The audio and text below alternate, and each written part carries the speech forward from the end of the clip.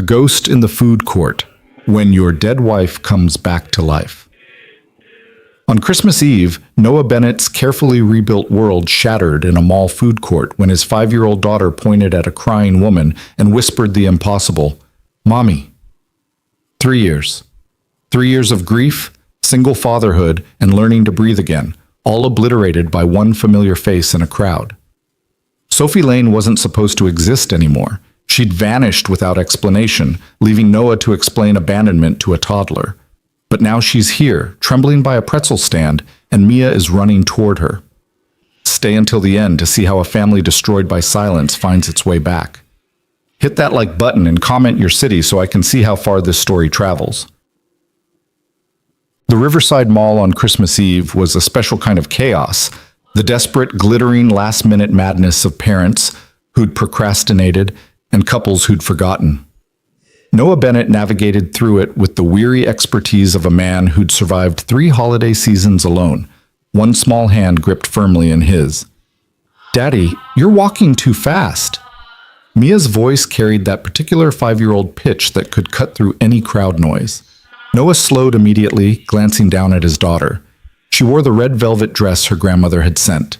Too fancy for a mall trip, but Mia had insisted, and Noah had learned to pick his battles. Her dark curls bounced as she hopped over a wet spot someone's dropped slushie had left on the tile.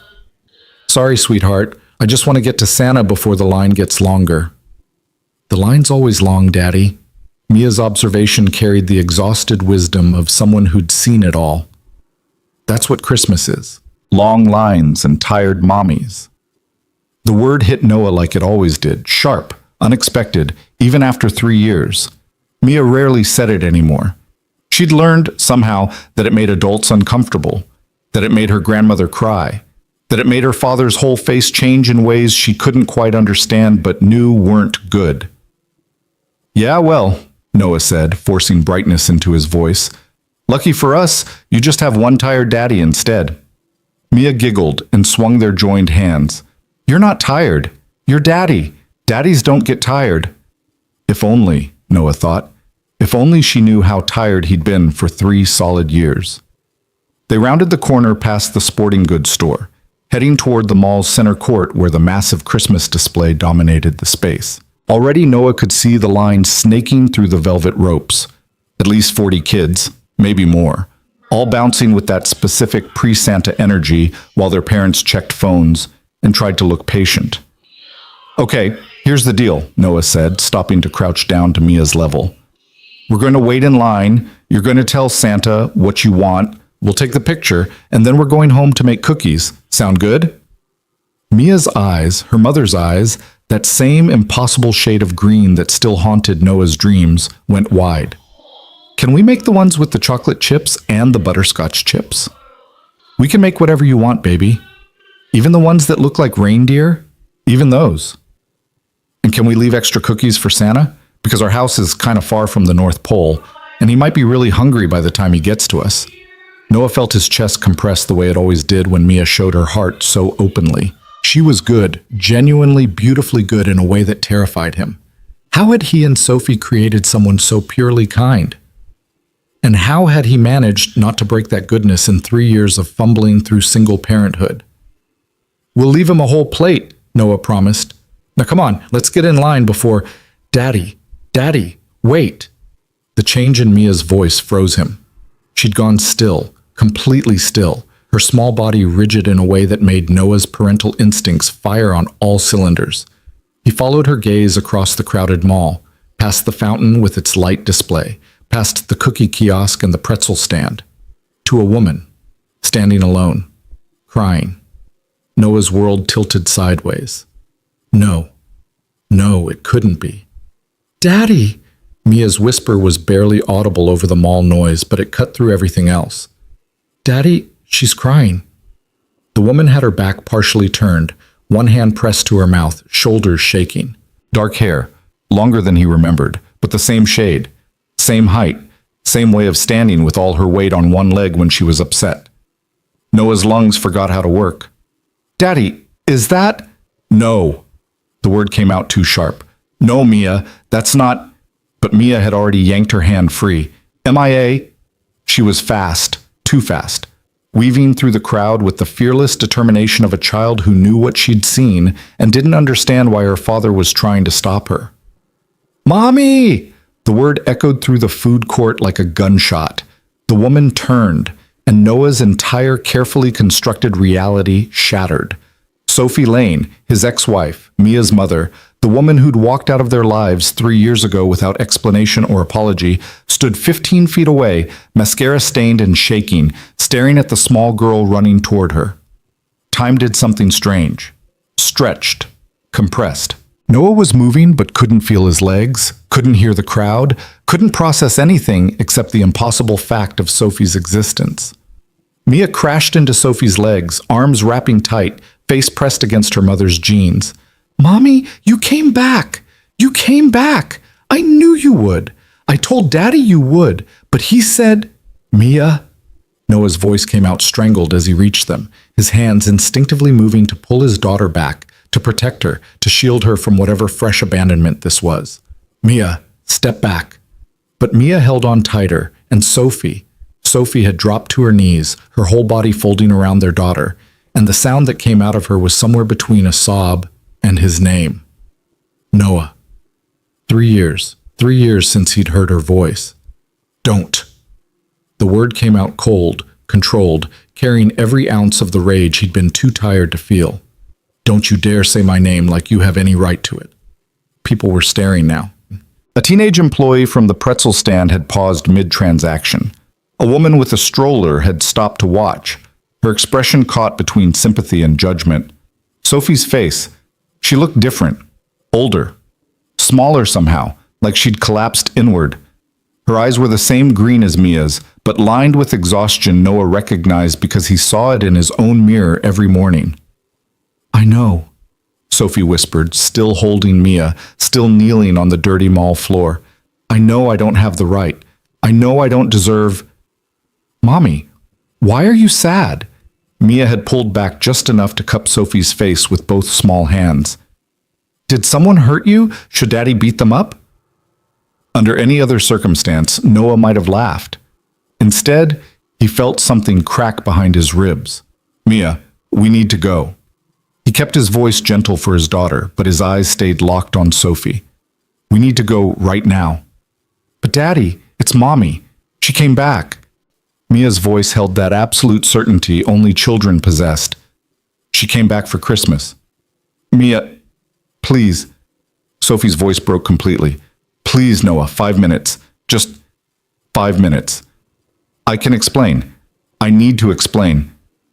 "You need?" The laugh that escaped Noah was bitter enough to taste.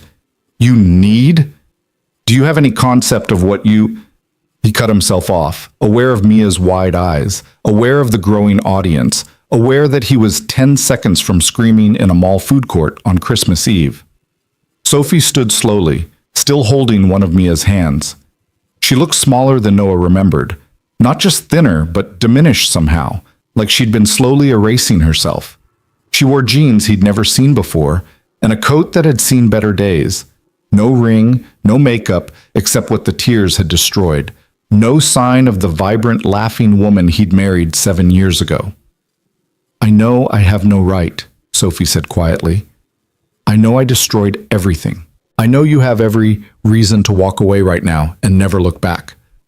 But Noah," her eyes met his, and he saw something there he hadn't expected. Not defiance, not excuses, just raw, terrible honesty. "My mother is dying, and she's asking about Mia.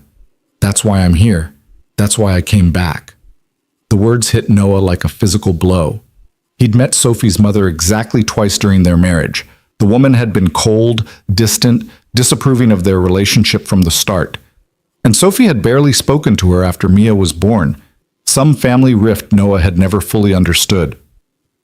"Your mother?" He heard the disbelief in his own voice. "Stage 4. Pancreatic. They're saying weeks, maybe days."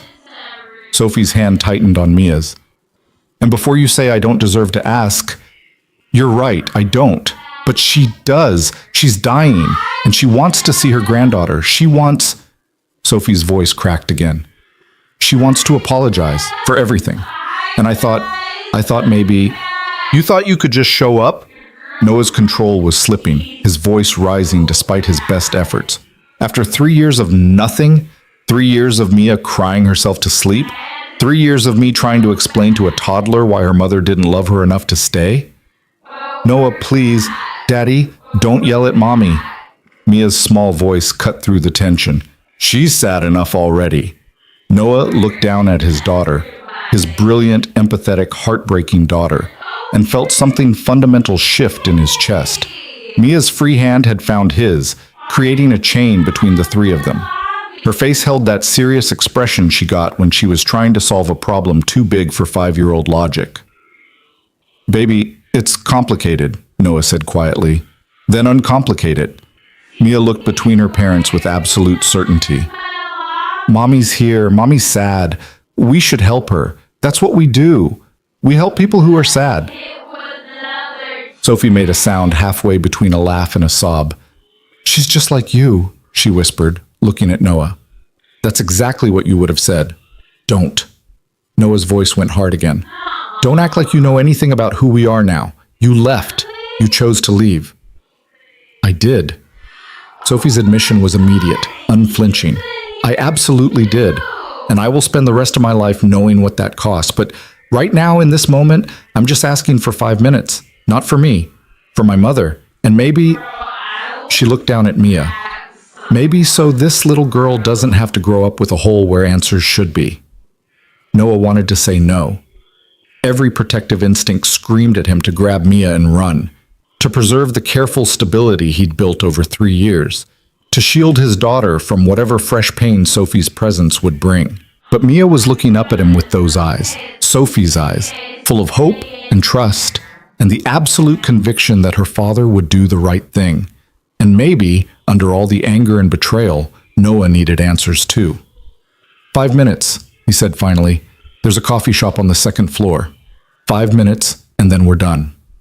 Sophie's relief was visible, her whole body sagging. Thank you. Noah, thank you. Don't thank me. And don't mistake this for forgiveness. We're doing this for Mia. Only for Mia. I understand. They walked to the elevator in silence, Mia between them, holding both their hands, chattering about Santa and cookies and whether reindeer got tired flying so far. Noah couldn't look at Sophie, couldn't process the reality of her physical presence after years of absence. She was a ghost made solid, a memory turned flesh, and every cell in his body screamed wrong, wrong, wrong. The coffee shop was mercifully quiet, tucked into a corner most shoppers missed.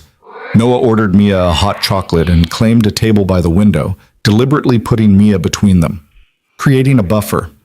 A human shield made of innocence and velvet dresses. Sophie slid into her chair like it hurt to sit. She wrapped both hands around the black coffee she'd ordered, the same way she used to, Noah noticed, and hated himself for noticing. Her eyes stayed on Mia, drinking in every detail with an intensity that bordered on desperate. You're so big, Sophie whispered. You were barely 2, and now you're so big. I'm 5, Mia announced proudly. I can count to 100 and write my name and read chapter books. Daddy teaches me before bed.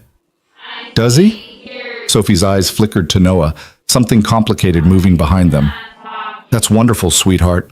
And I have a best friend named Emma, and we're going to get married when we grow up. But Daddy says we have to wait until we're at least 6.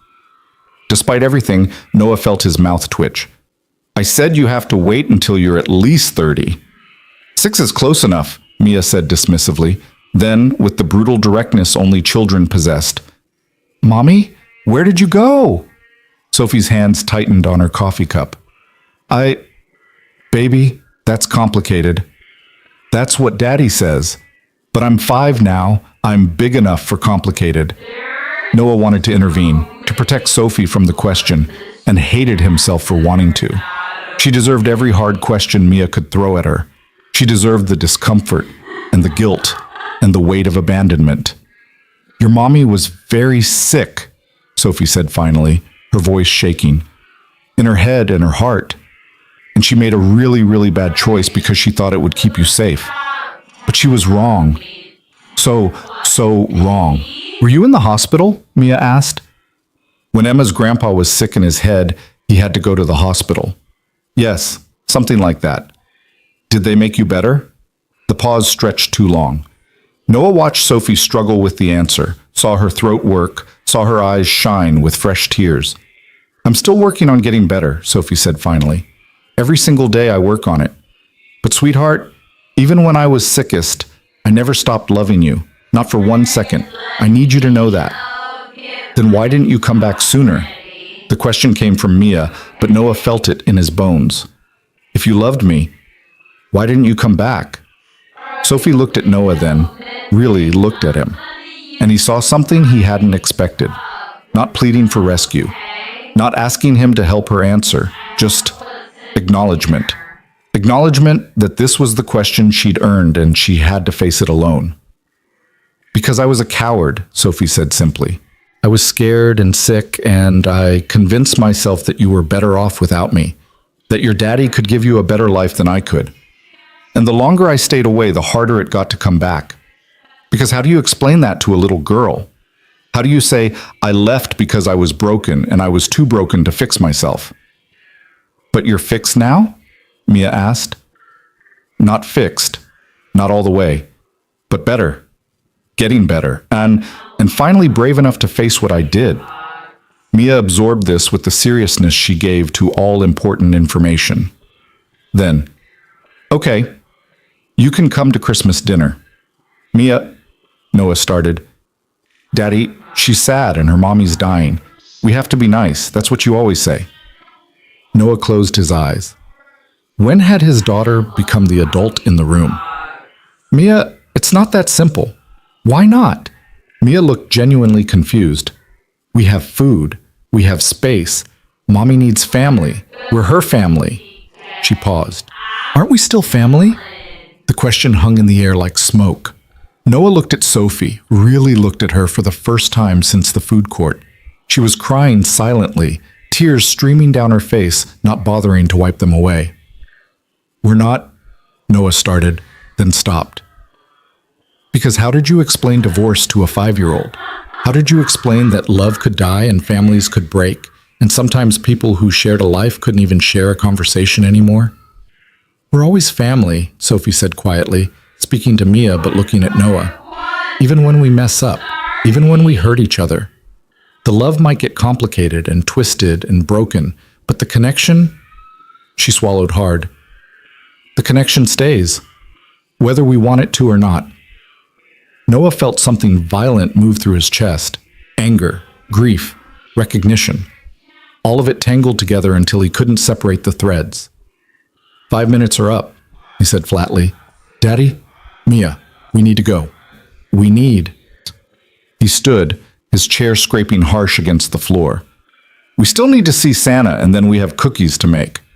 But what about Mommy? Mommy has to go see her sick mother. But Mia... Noah's voice came out sharper than he intended. He saw his daughter flinch and hated himself for it. We're going, now. Mia's lower lip trembled. Can Mommy come back tomorrow? No. Why not? Because Noah wasn't ready. Because seeing Sophie hurt too much. Because he'd spent 3 years learning to breathe without her and he couldn't survive drowning again. Because we have plans tomorrow. We do? Mia looked confused. What plans? Just plans. Sophie stood slowly. It's okay, sweetheart. Your daddy's right. I should go see my mother. She hesitated, then reached into her pocket and pulled out a phone. A cheap flip phone, Noah noticed, not the iPhone she'd had before. Could I at least have your number? In case my mother wants to see Mia before... She didn't finish. Didn't need to. Noah wanted to say no, wanted to protect himself and Mia from whatever pain this reopening of wounds would bring, but Mia was watching him with those eyes again, and he could feel his daughter's judgment even at 5 years old. Fine, he rattled off his number. But Sophie, if you disappear again, if you hurt her again, you will never, ever get another chance. Are we clear? Crystal. Sophie's voice was barely a whisper. She knelt down in front of Mia. Can I give you a hug goodbye? Mia threw her arms around Sophie's neck so fast it looked like flight. I love you, Mommy. Even when you were gone, I loved you. Sophie's sob was audible. I love you too, baby girl. So much. More than anything in the whole world. They held on for a long moment. Long enough that Noah had to look away, had to focus on the window and the falling snow outside because watching hurt too much. When Mia finally pulled back, Sophie stood quickly, wiping her eyes with the back of her hand. Thank you, she said to Noah, for giving me those 5 minutes and for raising her so beautifully. She's perfect. You did that. All you. Noah didn't respond, couldn't respond. He just took Mia's hand and walked away. They were halfway to the elevator when Mia said, Daddy, you're sad. I'm fine, baby. No, you're not. You have your trying not to cry face. Noah stopped walking, looked down at his daughter, his observant, empathetic, impossible daughter. You're too smart for your own good, you know that? I get it from you. Mia squeezed his hand. It's okay to be sad, Daddy. You always tell me that. It's okay to have big feelings. Noah knelt down, pulling Mia into a hug. When did you get so wise? I've always been wise. You just finally noticed. This time Noah did laugh, broken and wet, but real. I love you, Mia Bean, so much. I love you too, Daddy. She pulled back, her small face serious. But we should still invite Mommy to Christmas. It's the right thing to do. Mia, please? Her mommy's dying and she's all alone and it's Christmas Eve and we're supposed to be nice on Christmas. Noah closed his eyes. Let me think about it. Thinking is just waiting, Mia said wisely. And sometimes waiting is just being scared, but calling it something else. Where did she learn this stuff? Noah wondered, then realized. From him. From 3 years of honest conversations about hard things, from bedtime talks about feelings and fear and doing the right thing even when it was difficult. His daughter had learned to be brave because he taught her to be brave. Now she was asking him to be brave too. Okay, he heard himself say. Okay, I'll call her. And maybe, if she wants to, she can come for dinner tomorrow. But Mia, listen to me. He took her small face in his hands. This doesn't mean everything is fixed. This doesn't mean Mommy's coming home. It just means we're being kind. Do you understand? I understand. Mia's grin was pure sunshine. Thank you, Daddy. You're the best daddy in the whole world. Noah's phone felt like lead in his pocket as they finally made it to the Santa line. Mia bounced with renewed energy, chattering about what she'd ask for, what cookies they'd make, whether reindeer really liked carrots, or if that was just a myth. Noah smiled and responded and took the obligatory photo and bought the overpriced print. But his mind was stuck in a coffee shop on the second floor. Stuck on the sight of Sophie's hands wrapped around that coffee cup.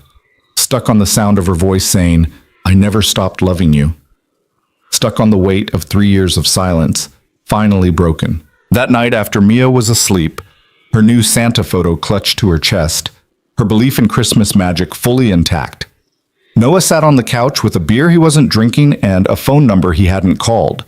The Christmas tree lights blinked in the corner. The stockings hung by the fireplace. Everything perfect and peaceful and exactly as he'd built it. Everything he'd risked by letting Sophie back in. His thumb hovered over the dial button.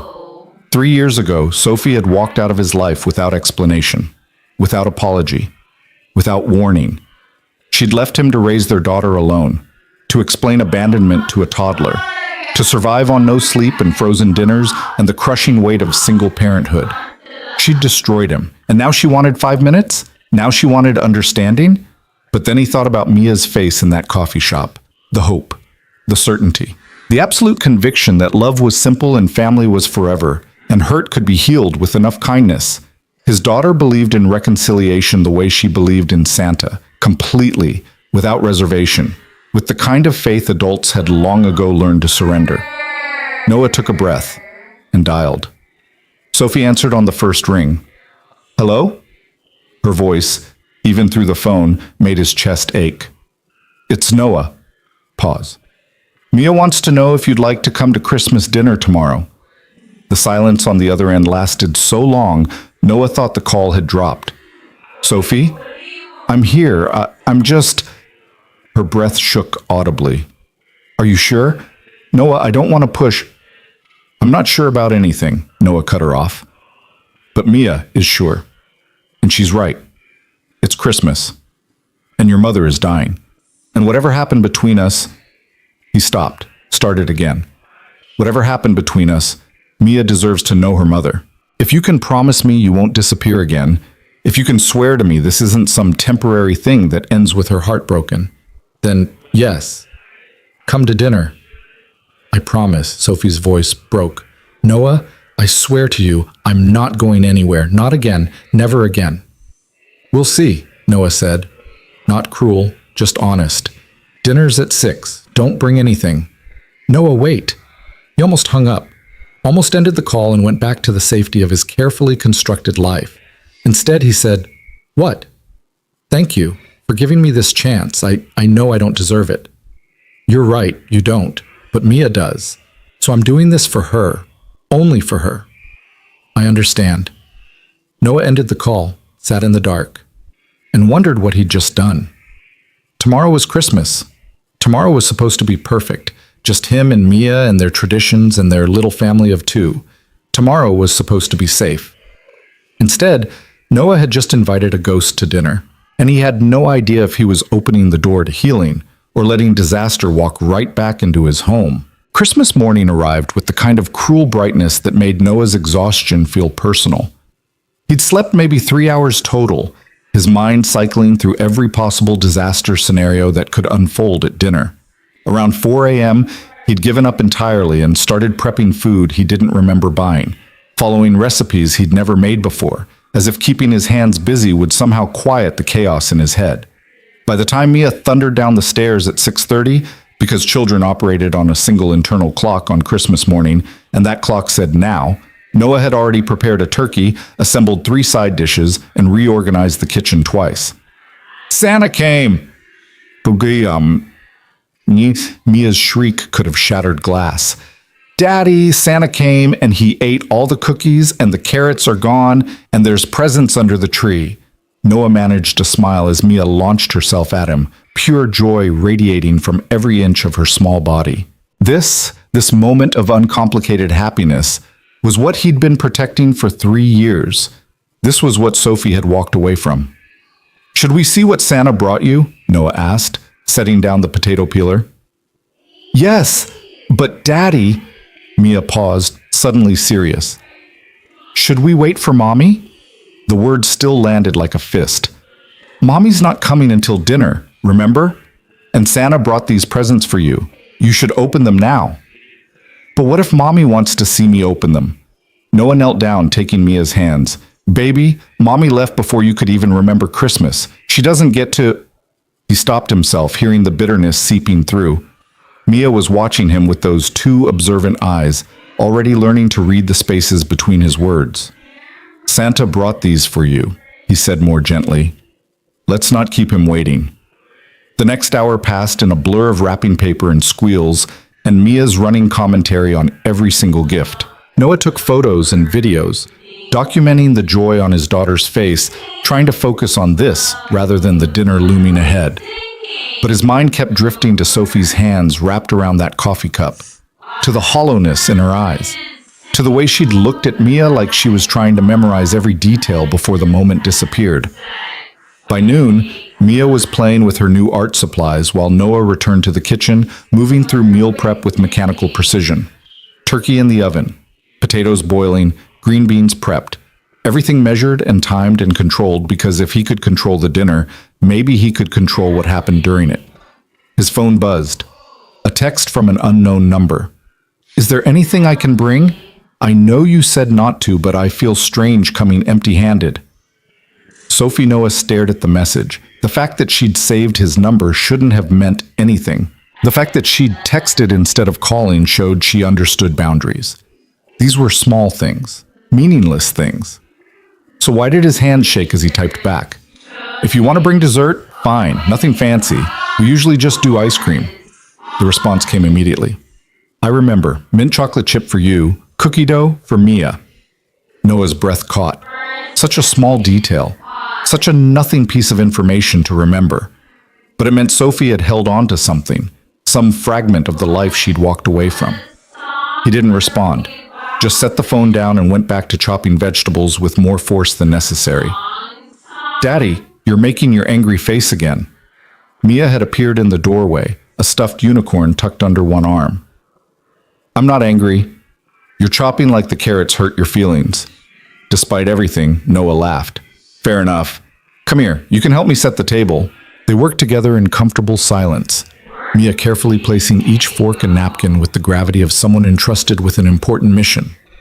Noah watched her small hands arrange everything just so and felt his chest tighten with a love so fierce it bordered on painful.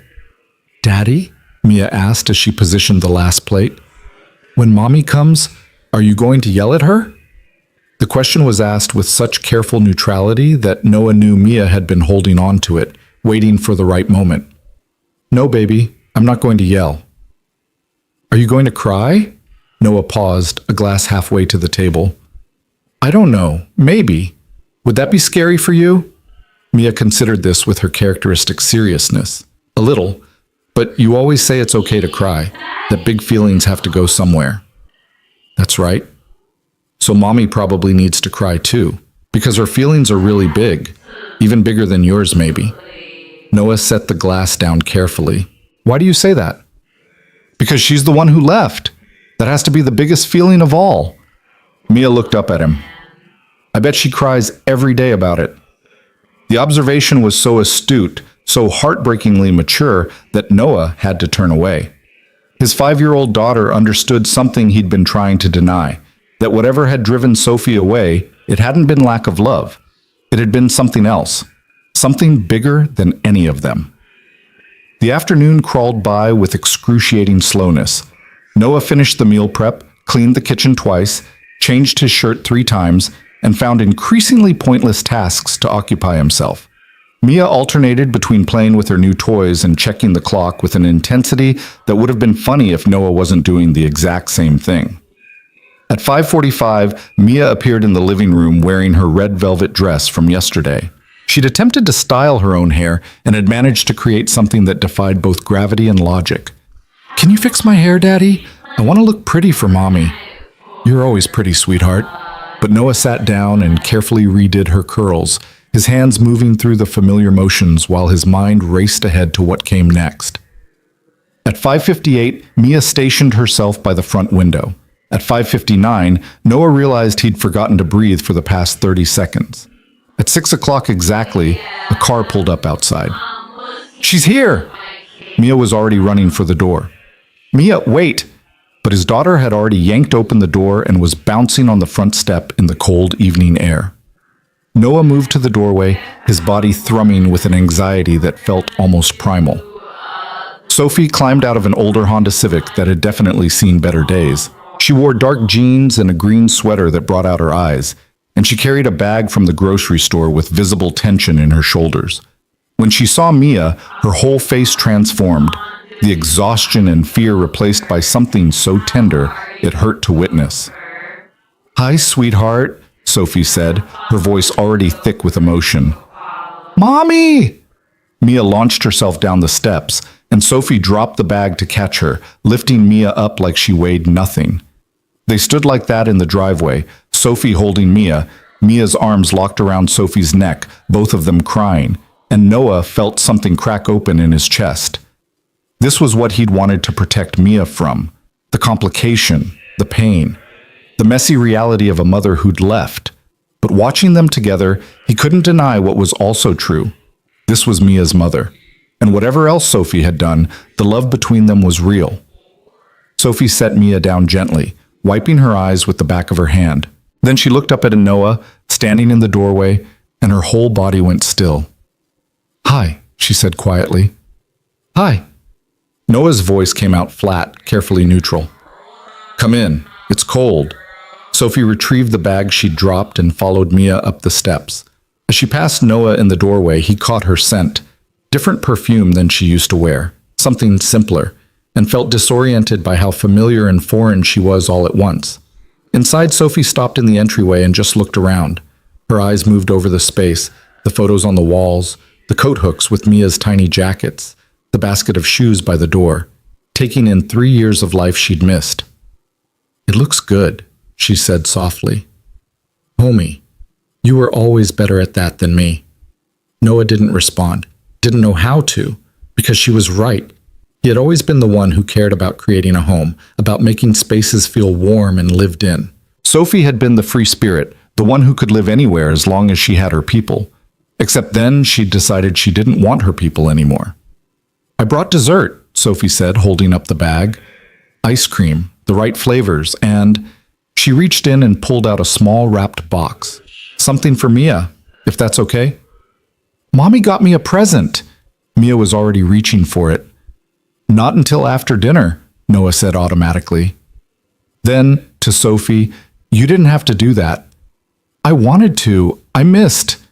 She swallowed hard. "I missed 3 Christmases. I can't get those back, but I can be here for this one."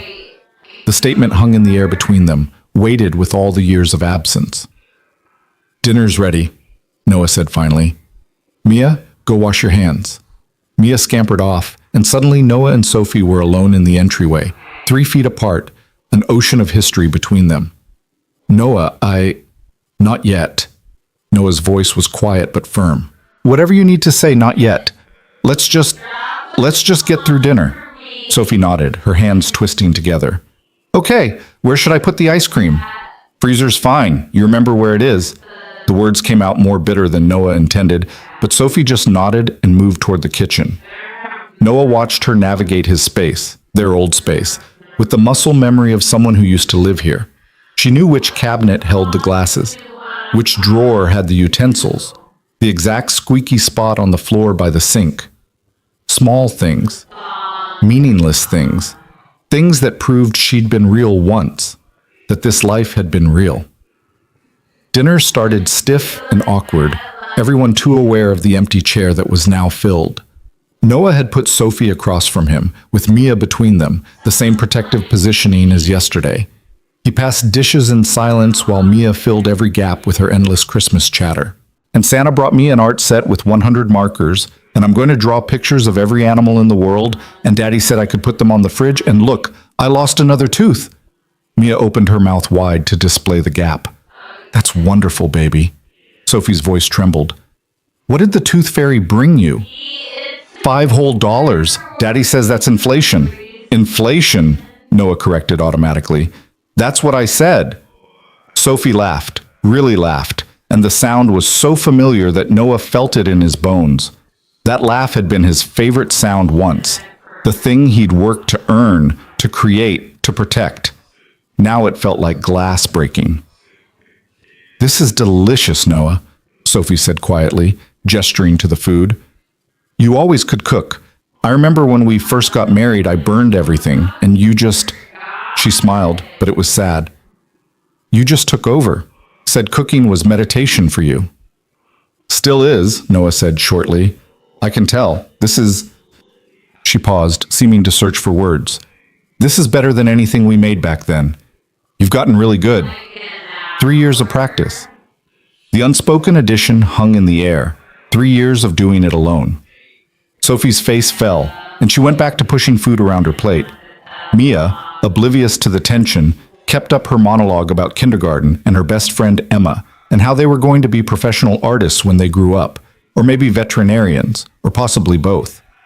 Noah let Mia's voice wash over him while he watched Sophie from across the table. She ate slowly, carefully, like someone who'd forgotten how to be around other people. She kept her eyes mostly on Mia, drinking in every detail, but occasionally they'd flicker to Noah and he'd see something raw move across her face before she looked away.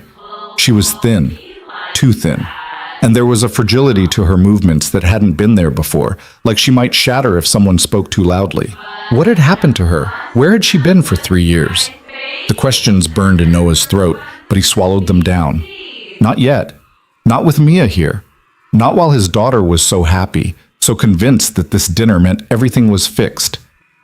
"Daddy, can Mommy see my room?" Mia asked suddenly. "I want to show her all my stuffed animals." Noah's instinct was to say no, to keep Sophie contained in public spaces, away from the intimate details of their daily life. But Mia was looking at him with such hope, and he heard his own words echo back, Sometimes waiting is just being scared, but calling it something else. After dinner, he said, if your mom wants to. I'd love to, Sophie said immediately, her eyes shining. If that's okay with your dad. It's fine, Noah lied. The meal continued with its awkward rhythm, Mia talking, Sophie responding, Noah silent unless directly addressed. He felt like a ghost in his own life, watching from the outside as his daughter and ex-wife reconnected over mashed potatoes and green beans. When dessert came, Sophie dished out the ice cream with the careful precision of someone desperate not to make a mistake. She gave Mia an extra scoop without asking, the same way she used to, and handed Noah his bowl with a small, tentative smile. Mint chocolate chip, she said. Some things don't change. A lot of things change, Noah replied, but he took the bowl. After dinner, Mia grabbed Sophie's hand and dragged her toward the stairs. Come on, Mommy, I have so much to show you. Noah watched them go, Mia bouncing with energy, Sophie following like she was being led into something sacred. Then he was alone with the dishes, the leftovers, the evidence of a meal that had somehow survived despite all odds. He cleaned in silence, letting his hands work through familiar motions while his mind tried to process the surreal reality of Sophie's presence. She was here, in his house. After 3 years of nothing, she was sitting on Mia's bed right now, probably surrounded by stuffed animals and princess posters and all the evidence of a childhood she'd missed. Part of Noah wanted to march upstairs and tell her to leave, to protect the space he and Mia had created, to keep Sophie's abandonment from contaminating the life they'd built. But another part, a part he didn't want to acknowledge, wondered what Sophie was feeling right now.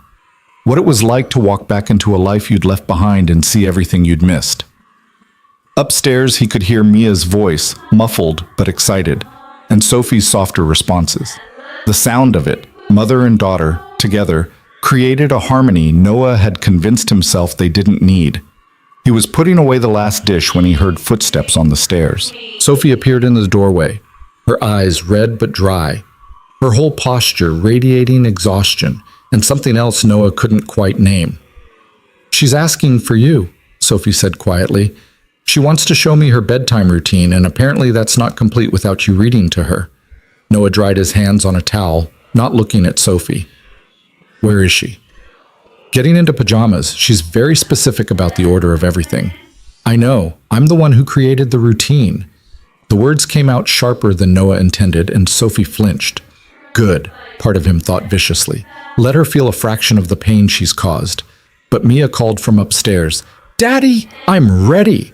And Noah had to shelve his anger and be a father first.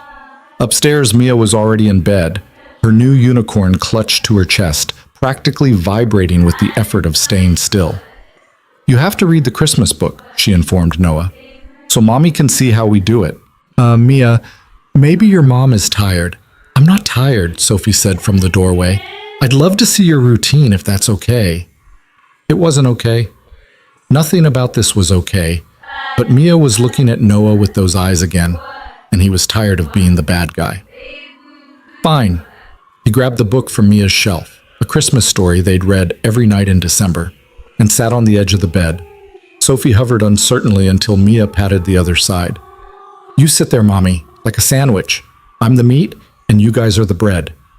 Noah's jaw tightened, but he didn't protest as Sophie carefully sat on the opposite side of the bed. Now they bracketed Mia, close enough that Noah could feel the heat of Sophie's presence, smell that unfamiliar perfume, sense her breathing. It was too much. Too intimate. Too reminiscent of a life they didn't have anymore. But Mia snuggled into her pillows, content and secure between her parents, and Noah started reading. His voice moved through the familiar words while his mind spun in circles. He was aware of every shift in Sophie's posture, every quiet breath she took, every time her eyes moved from the book to Mia to him. The weight of her attention felt like a physical thing, pressing against him, demanding acknowledgement. When he finished the story, Mia was fighting sleep, her eyes drooping even as she tried to stay awake. Can Mommy tuck me in? She asked, her words slurring slightly. Noah looked at Sophie. She looked like she might cry. Of course, Sophie whispered. She leaned down and pressed a kiss to Mia's forehead, her hand smoothing back their daughter's curls. Sleep tight, baby girl. Dream about sugar plums and reindeer. Will you be here in the morning? Mia asked, already half asleep. Sophie's eyes found Noah's across the bed. He saw the question there, the desperate hope, the fear of his answer. No, Noah said before Sophie could respond. Your mom has to go home tonight. But, Mia. Noah's voice was gentle but final. Close your eyes. Santa's reindeer are tired from their trip, and you need to rest too. Mia made a small sound of protest, but exhaustion won. Within minutes, her breathing had evened out, her small body relaxed into sleep. Noah and Sophie sat on either side of her for a long moment, neither moving, neither speaking. The bedside lamp cast soft shadows across Mia's face, making her look even younger, more vulnerable. She's perfect, Sophie finally whispered. Noah, she's so perfect. I know.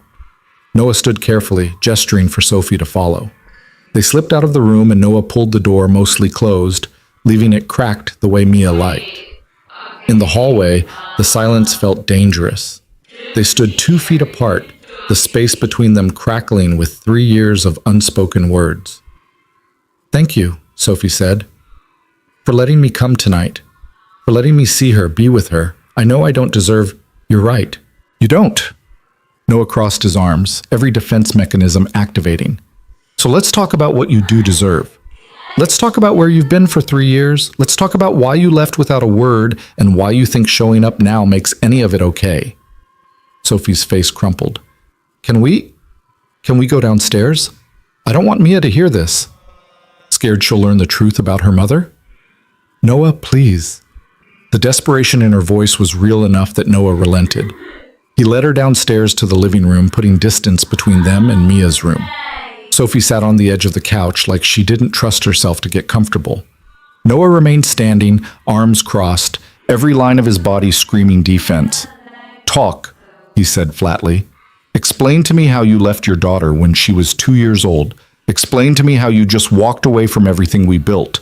Explain to me how I'm supposed to... His voice cracked. How I'm supposed to trust anything you say when you prove that love means nothing to you.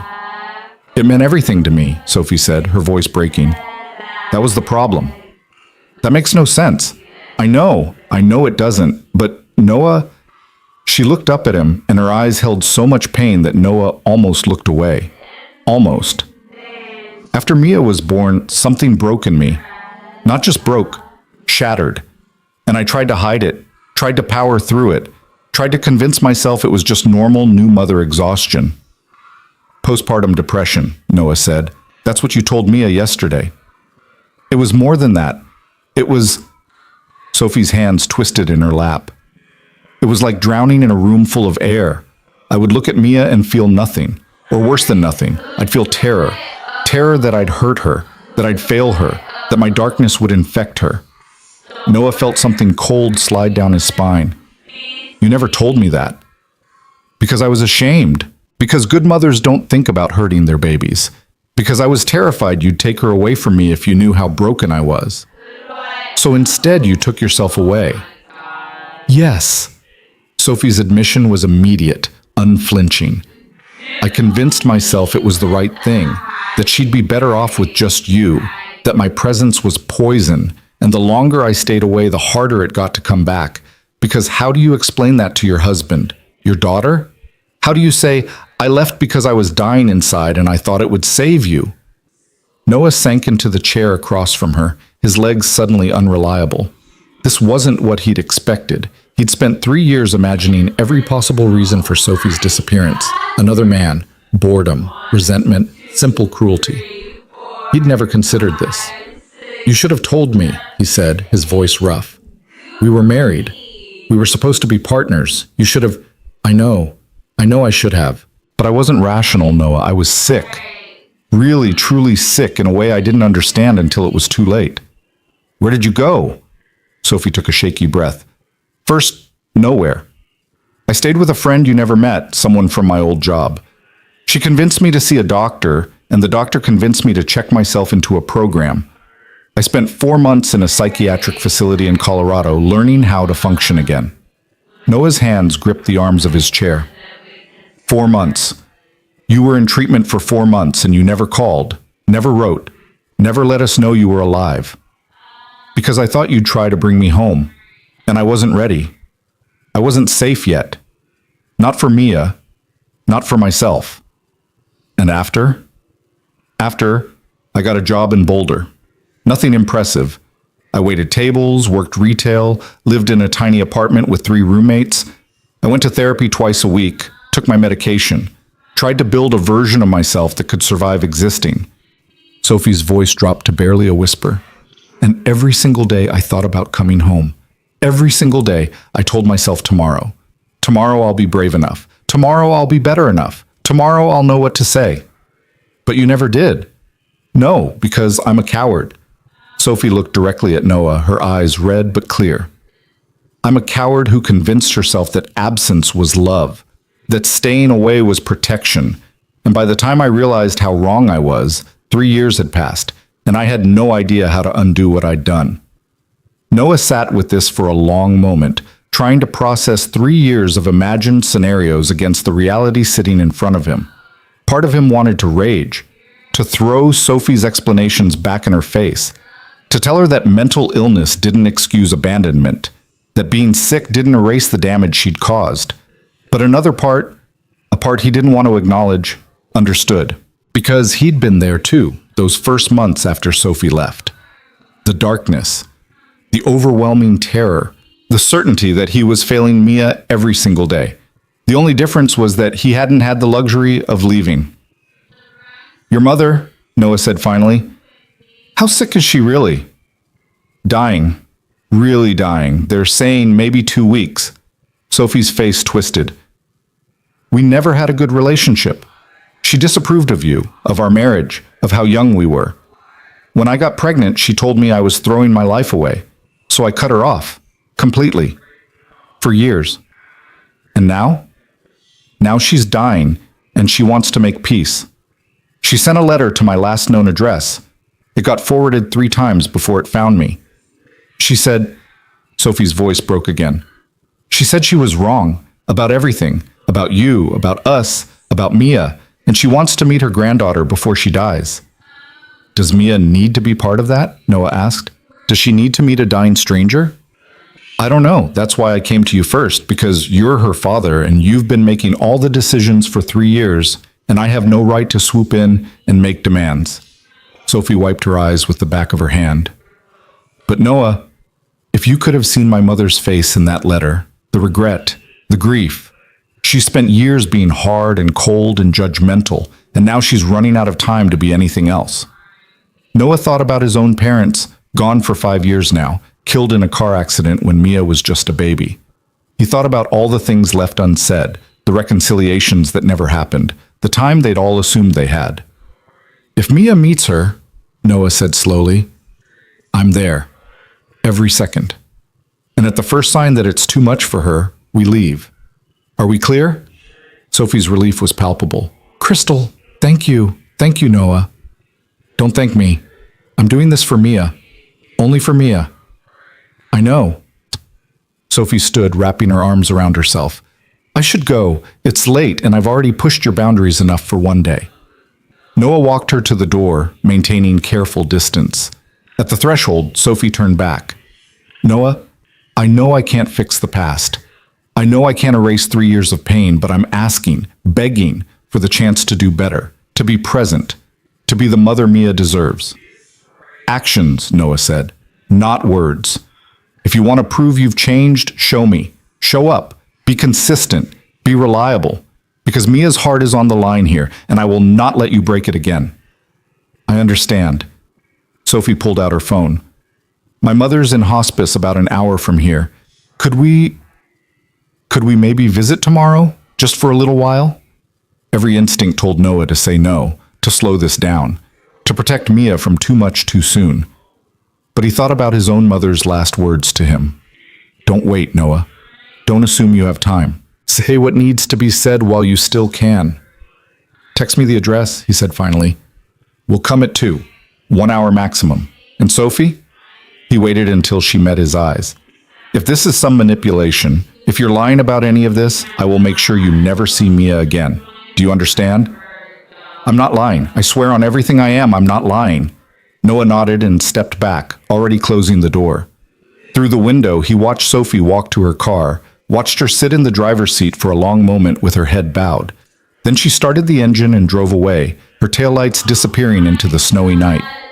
Noah stood in his quiet house, surrounded by the remnants of Christmas dinner, and felt the full weight of what he'd just agreed to. He'd let Sophie back in. Not all the way, not even close, but enough. Enough to hope. Enough to risk. Enough to break Mia's heart all over again if this went wrong. Upstairs, Mia slept peacefully, dreaming her 5-year-old dreams, convinced that Christmas had brought her mother back. And Noah stood guard in the darkness, wondering if he'd just made the worst mistake of his life, or the first step towards something resembling healing. Noah didn't sleep that night either. He lay in bed staring at the ceiling, replaying every moment of the evening, dissecting every word Sophie had said for signs of deception or manipulation. But all he could see was the raw honesty in her eyes, the shame, the desperate hope that maybe, somehow, forgiveness was possible.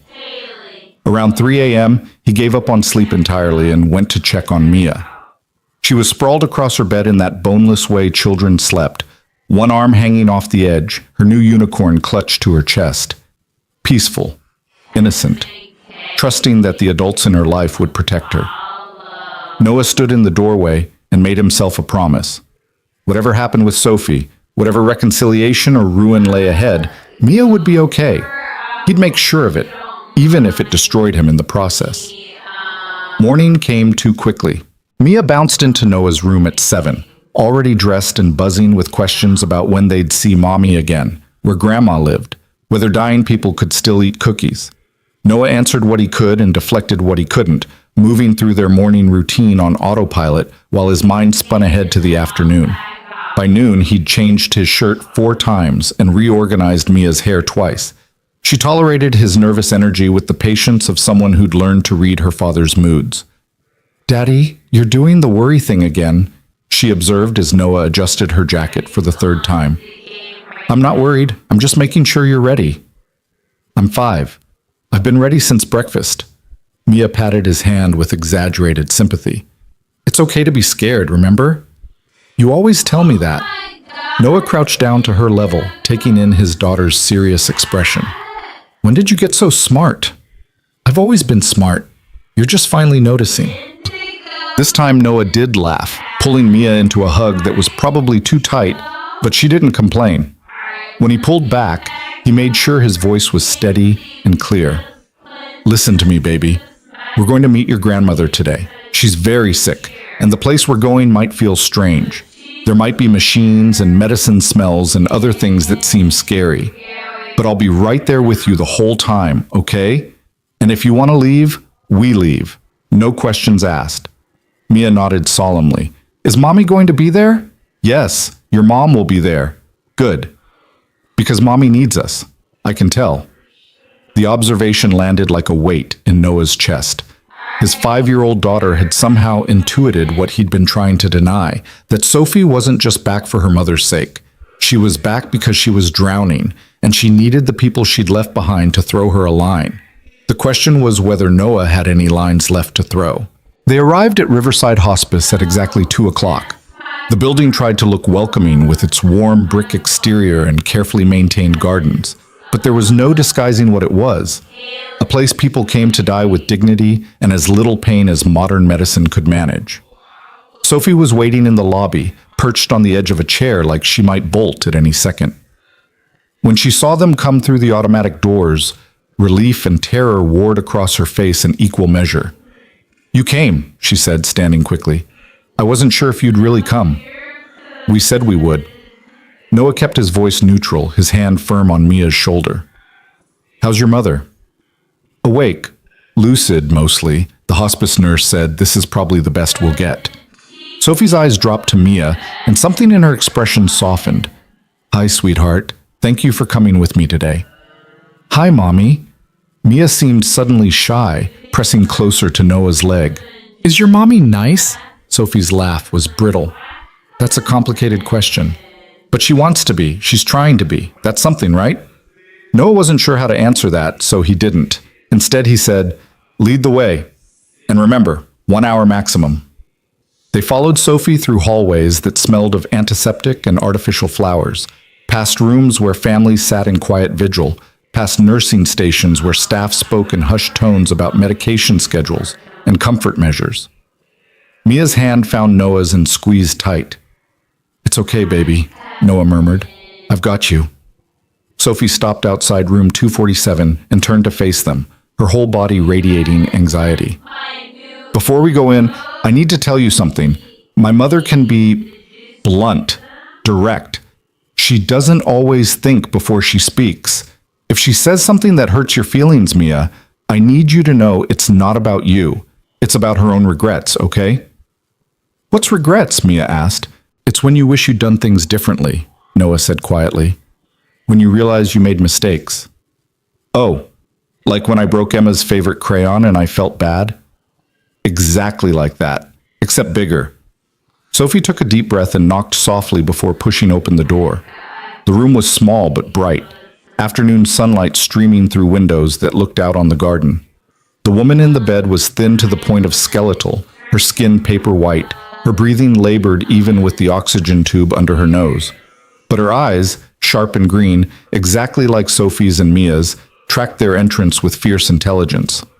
"You actually came," the woman said, her voice raspy but strong. "I thought you'd talk yourself out of it." "Hi, Mom." Sophie moved to the bedside, her posture stiff. "How are you feeling?" "Like I'm dying. Let's skip the pleasantries."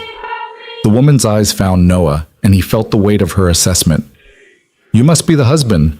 The one I said wasn't good enough for my daughter." "Ex-husband," Noah corrected. "And I believe you also said I was settling her into mediocrity, and that our marriage was a mistake that would end in tears." A ghost of a smile touched the woman's lips. "I did say that, didn't I? Turns out I was wrong. The marriage ended, but not because of you." Her gaze shifted to Mia, who was half hiding behind Noah's leg. "And this must be Amelia." "Everyone calls me Mia," his daughter said quietly. "Mia." The woman seemed to taste the name. "Would you come closer, child? My eyes aren't what they used to be." Mia looked up at Noah for permission. He nodded, keeping one hand on her shoulder as they approached the bed together. Sophie stood on the other side, her hands twisted together, looking like she wanted to be anywhere else. "You look just like your mother did at your age," the woman said, studying Mia with an intensity that bordered on hungry. "Same eyes, same stubborn chin. Tell me, Mia, do you know who I am?" "You're my grandma," Mia said, "and you're dying, and that makes you sad." The bluntness of 5-year-old honesty hung in the air. Noah winced, but the woman in the bed actually laughed, a dry, crackling sound that turned into a cough. "Smart girl. Yes, I'm dying, and yes, it makes me sad. But do you know what makes me sadder?" She waited, and Mia shook her head. "That I wasted years being angry about nothing, that I pushed away your mother because I was too proud to admit I was wrong, that I never got to know you because I was too stubborn to apologize." "It's okay," Mia said with the easy forgiveness of childhood. "People make mistakes. That's what Daddy says. The important thing is saying sorry and doing better." The woman's eyes filled with tears. She looked at Noah with something that might have been respect. "You're raising her right. Better than I raised mine." "We're doing our best," Noah said stiffly. "Sophie." The woman's attention shifted back to her daughter. "I need to say this while I still can. I was wrong. About everything. About Noah. About your marriage. About the way I treated you when you got pregnant. I was terrified of you making my mistakes, so I pushed you toward different mistakes instead. And I'm sorry. I'm so sorry." Sophie's face crumpled. "Mom, I'm not finished." The woman's voice had gained strength, urgency. "When you disappeared, I told myself it was what you deserved for making reckless choices. But Sophie, I looked for you. For 2 years, I looked. I hired investigators. I called hospitals. I imagined every terrible thing that could have happened, and I realized something." She paused, struggling for breath. "I realized that my anger was just fear.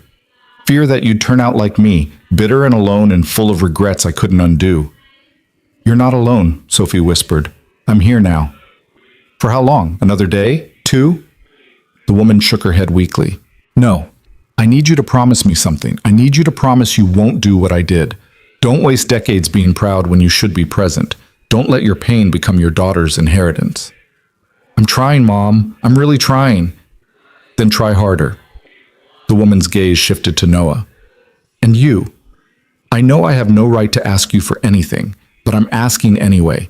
Give her a chance, not for me, not even for her, for that little girl standing there who deserves to know both her parents.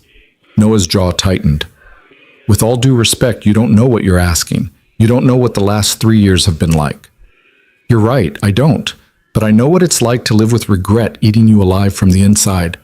I know what it's like to realize too late that pride is a poor substitute for family. The woman's breathing had become more labored, each word clearly costing her. I'm dying, young man. In a few days, maybe a week, I'll be gone. And the only thing I'll regret more than the years I wasted is knowing I might have cost my granddaughter the chance at having a whole family. We are a whole family, Noah said, his voice hard. Mia and me. We're whole. Are you? The question was gentle but cut deep. Or have you been holding your breath for 3 years, waiting for the other shoe to drop? The accuracy of the observation stole Noah's response. Because yes, that was exactly what he'd been doing. Living in a state of perpetual tension, waiting for the next disaster, never quite able to relax into the life he'd built because part of him was still waiting for Sophie to explain, to return, to make sense of the senseless. Mia tugged on Noah's hand. Daddy, can I show Grandma my drawing? The one I made at school? The shift in topic was so abrupt, so perfectly 5-year-old, that Noah felt something unclench in his chest. Of course, baby. Mia dug in her little backpack and produced a piece of construction paper covered in crayon renderings of stick figures. This is me and Daddy and Emma.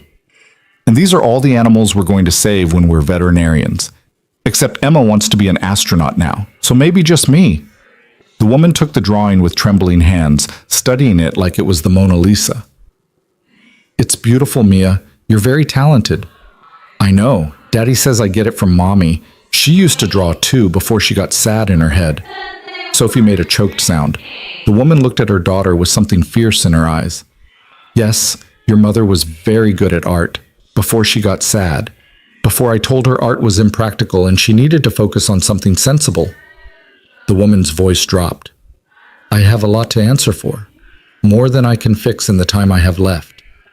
They stayed for the full hour, the conversation drifting between heavy and light, between regret and tentative hope. Mia, with the resilience of children, adapted quickly to the strangeness of the hospice room.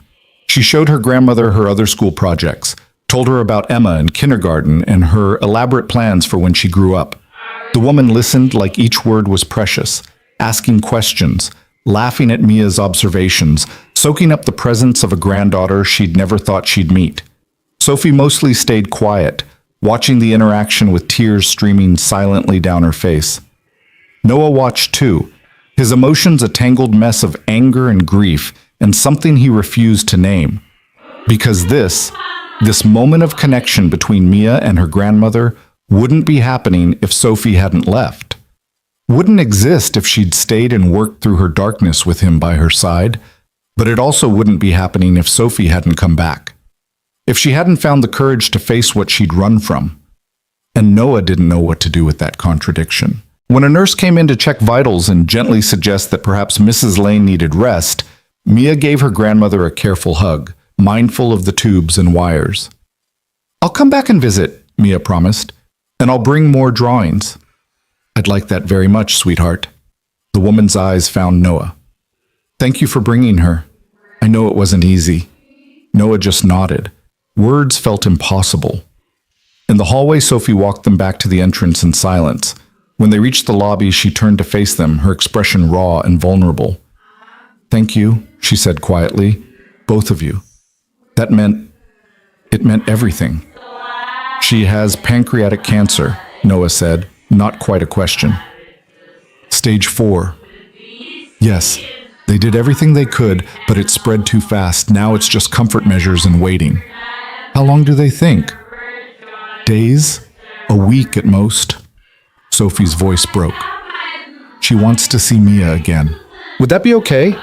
I know it's asking a lot, but we'll come back tomorrow, Mia announced before Noah could respond. After lunch. And I'll bring her my really good drawings, not just the school ones. Sophie's face lit with something like joy. Really? You do that? Of course, she's my grandma. Mia said it like it was the simplest thing in the world. And she's nice now, not like before. How do you know she wasn't nice before? Noah asked. Because Mommy was scared of her. I could tell. Mia looked at Sophie with those two wise eyes. But you're not scared anymore, are you, Mommy? Sophie knelt down, taking Mia's hands. No, baby, I'm not scared anymore. I'm just sad that I waited so long to stop being scared. That's okay. You're here now. Mia said it with the absolute certainty that only children possessed, the belief that presence erased absence, that now mattered more than then, that love was always enough. Noah wished he could believe that too. They said their goodbyes in the parking lot. Sophie hugged Mia tight, then stood and looked at Noah with something complicated moving behind her eyes. I know you're doing this for Mia, she said quietly. Not for me. And I'm grateful. But Noah, I need you to know something. She paused, seeming to gather courage. I'm not going anywhere. Not this time. Whether you ever forgive me or not, whether we ever figure out how to be in the same room without it hurting, I'm staying. I'm going to be in Mia's life, consistently, reliably, the way I should have been all along. We'll see, Noah said, because he'd learned the hard way that promises meant nothing. Only actions mattered. Only time would tell if Sophie had really changed, or if this was just another beautiful lie wrapped in good intentions. In the car, Mia was unusually quiet. Noah glanced in the rearview mirror and saw her staring out the window, her small face serious. You okay, baby? Is Grandma going to die soon? The question was asked with the straightforward curiosity of childhood, without the weight of existential dread adults carried. Noah chose his words carefully. Yes, sweetheart. Probably very soon. And then we'll never see her again? Not in the way we saw her today, but we'll remember her. And you made her really happy today. Sometimes that's the best gift we can give someone, letting them know they mattered. Mia processed this in silence for a moment. Then, I'm glad Mommy came back, even if it's sad, because now Grandma got to meet me before she died, and Mommy doesn't have to be alone when Grandma goes away. Noah's hands tightened on the steering wheel. Out of the mouths of babes, as the saying went. His 5-year-old daughter had just articulated something he'd been trying not to acknowledge, that Sophie needed them. Not just for Mia's sake or her mother's sake, but because she was barely holding herself together, and grief might be the thing that finally broke her completely. And despite everything, despite the anger and betrayal and 3 years of abandonment, Noah couldn't quite bring himself to wish that on her. That night, after Mia was asleep, Noah sat on the couch with a beer he wasn't drinking and his phone in his hand. Sophie's number was on the screen. His thumb hovered over it for a long time before he finally pressed call. She answered immediately. Noah? Is everything okay? Is Mia... Mia's fine. She's asleep. Noah cut her off before panic could take root. I'm calling because we need to set some ground rules. If you're really staying, if this is really happening, we need boundaries. Okay? Sophie's voice was cautious. I'm listening? First, you don't make promises to Mia that you can't keep. I don't care if it makes you uncomfortable to say no. Better she's disappointed now than devastated later. Understood. Second, you don't just show up at our house without calling first. Mia needs routine and stability. You can't disrupt that on a whim. Agreed. Third, and this is non-negotiable, you get help, real help, therapy, medication, whatever you need to stay stable. Because I will not watch you spiral again. I won't let Mia watch it either. There was a long pause. Then Sophie's voice came through, thick with emotion. I'm already in therapy, twice a week. Have been for 2 years, and I'm on medication that I take religiously. I have a psychiatrist I check in with monthly. I'm doing the work, Noah. I swear to you, I'm doing the work. Noah felt something in his chest ease slightly. Good. That's good. Is that all? No. Noah took a breath. I need to know your plans. Where are you living? How are you supporting yourself?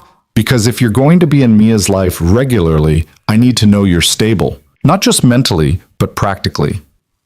I'm staying at a motel near the hospice right now. Extended stay place, nothing fancy. I've been working as a freelance graphic designer, remote work, decent pay. I have savings, not much, but enough to get an apartment if I decide to stay in the area permanently. If you decide? When, Sophie corrected softly. When I decide, which is now. I'm staying, Noah. I told you that. Words are easy. I know, that's why I'm going to prove it. Tomorrow I'm looking at apartments, places within 20 minutes of you so I can be close to Mia without crowding you. Places with good school districts in case... She trailed off. In case what? In case someday we figure out some kind of custody arrangement. I'm not asking for that now. I know I have to earn it. But Noah, that's my goal. Not to take Mia from you, never that, but to be present. To be a real parent, not just a visitor. Noah closed his eyes. A year ago, hell, a week ago, the idea of sharing custody with Sophie would have been unthinkable. But now, hearing the determination in her voice, seeing the way Mia lit up around her mother, he couldn't dismiss it out of hand. One step at a time, he said finally. Let's get through your mother's death first. Let's see if you actually stay after that. I will. Sophie's voice held absolute conviction. Whatever it takes, however long it takes, I'm not leaving again. I can't. I won't survive walking away twice. After they hung up, Noah sat in the darkness and tried to process the impossible reality of his life. A week ago, Sophie had been a ghost, a memory, a scar he'd learned to live with. Now she was flesh and blood again, complicated and broken and desperately trying to make amends, and Noah had no idea if he was strong enough to let her try. The next 3 days fell into an unexpected rhythm. Each afternoon, Noah and Mia visited the hospice. They'd find Sophie already there, sitting by her mother's bed, sometimes reading aloud, sometimes just holding her hand in silence. Mia would burst in with her latest drawings and observations, bringing life and noise to the quiet room where death waited patiently. Mrs. Lane, Noah learned her first name was Catherine, though she insisted Mia call her Grandma Kathy, grew visibly weaker each day. But she rallied for Mia's visits, storing up energy to hear about kindergarten dramas and Emma's latest declarations about their future wedding. On the third day, Catherine asked to speak with Noah alone. Sophie took Mia to the hospice garden, leaving Noah sitting by the bed of a woman who'd once told him he wasn't good enough for her daughter. I'm dying, Catherine said without preamble. We both know I won't last much longer, so I'm going to be blunt because I don't have time for subtlety. Okay, Noah said warily. You love my daughter. You still love her, even though you're furious with her. Even though she hurt you in ways you're not sure you can forgive. I can see it every time you look at her when you think no one's watching. Noah's first instinct was to deny it. But what was the point? This woman would be dead within days. She'd earned honesty. I don't know what I feel, he admitted. Anger, definitely. Grief, betrayal. But love? He shook his head. I loved who Sophie was. I don't know who she is now. Neither does she. That's the whole problem. Catherine's eyes were sharp despite the morphine. My daughter spent her whole life trying to be perfect because I demanded perfection. And when she cracked under the pressure of motherhood, she didn't know how to ask for help. She only knew how to run. That's not an excuse. No, it's an explanation. There's a difference.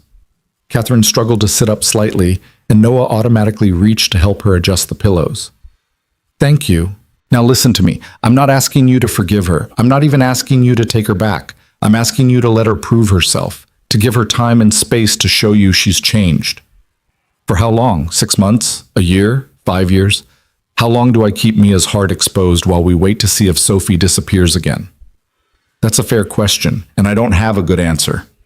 Catherine paused, breathing labored. But I'll tell you this. Sophie is more terrified of abandoning Mia again than you are of being abandoned. That fear is what will keep her grounded. That fear is what will make her fight. Fear isn't enough. Love wasn't enough. Why would fear be different? Because fear has made her face what love let her run from, herself, her illness, her capacity to cause harm. She's looked at the worst parts of herself and decided to do the work anyway. That's not nothing, Noah. Before Noah could respond, a nurse appeared to check vitals and administer medication. When she left, Catherine looked exhausted, her brief burst of energy depleted. "I'm tired," she said quietly. "But one more thing. In my bedside table, bottom drawer. There's an envelope with Mia's name on it. Give it to her when she's older, when she can understand complicated things." "What is it?" "The truth. About family and mistakes and second chances. About how you can love someone and still hurt them. About how it's never too late to try to do better, even if better comes too late to fix what you broke." Catherine's eyes drifted closed. "Tell Sophie I love her. Tell her I'm sorry. Tell her I'm proud of who she's becoming, even though I won't be here to see it." Noah retrieved the envelope, thick, sealed, marked with Mia's name in shaking handwriting. He slipped it into his jacket pocket and stood to leave. "Noah," Catherine's eyes opened one more time. "Thank you for being the father Mia needed, and for giving Sophie one more chance to be the mother she wants to be." Those were the last words Catherine Lane spoke to Noah. By morning, she'd slipped into unconsciousness. By evening, she was gone. Sophie called Noah at 9 p.m., her voice wrecked. "She's gone. My mother's gone, and I never got to. There were so many things I never said, and now—" "Where are you?" Noah asked, already reaching for his keys. "At the hospice. They're asking about arrangements, and I don't know what to do. I don't know how to do this alone." "You're not alone." The words came out before Noah could stop them. "Stay there. I'm coming." He called his neighbor, a retired teacher who'd helped with Mia countless times, and 20 minutes later he was pulling into the hospice parking lot. Sophie was sitting on a bench outside, wrapped in a thin jacket, shaking from cold or grief or both. Noah sat beside her, maintaining careful distance. "Have you eaten?" Sophie shook her head. "When's the last time you had water?" "I don't know. This morning, maybe?" Noah pulled a water bottle from his glove compartment, he always kept them for Mia, and handed it to Sophie. "Drink. Then we're going to go inside and figure out what needs to happen next." "I can't." Sophie's voice broke completely. "I can't walk back in there and see her body and know that I wasted years being angry when I should have been present, that I was so caught up in my own pain that I let her die thinking I hated her." "Did you hate her?" "No, I was hurt and angry and disappointed, but I never hated her." Sophie's hands twisted together. "And now she's gone, and I can't tell her that. Can't tell her that I understood why she was hard on me, that I forgive her for all the ways she failed me because I finally understand how easy it is to fail the people you love." Noah let Sophie cry, making no move to comfort her, but not leaving either. Just present, just witnessing.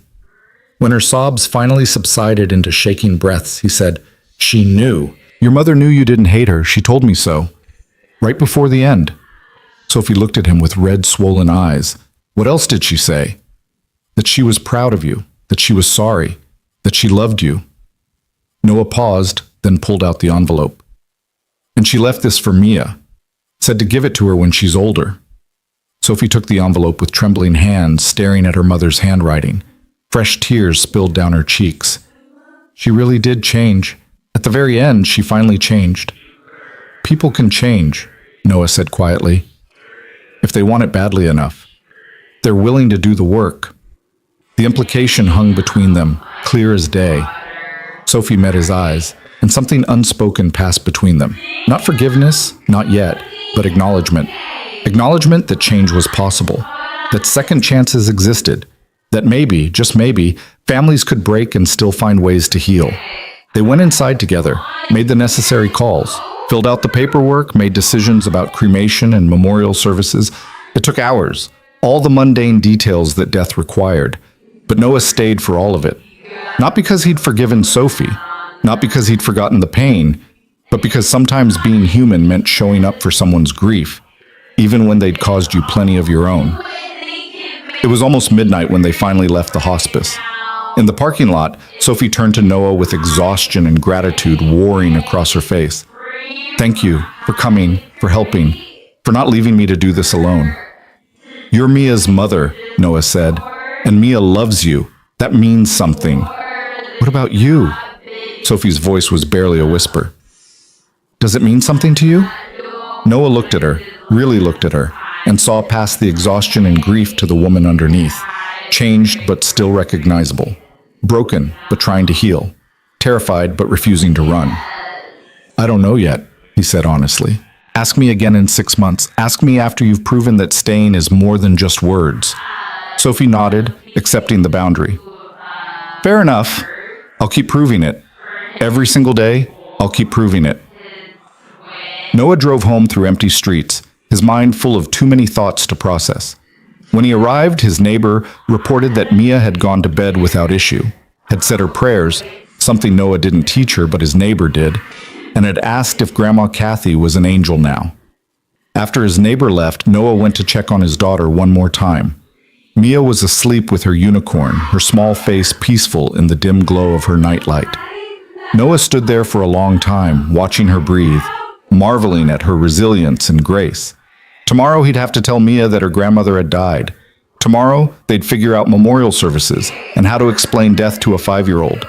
Tomorrow the complicated work of grief would begin.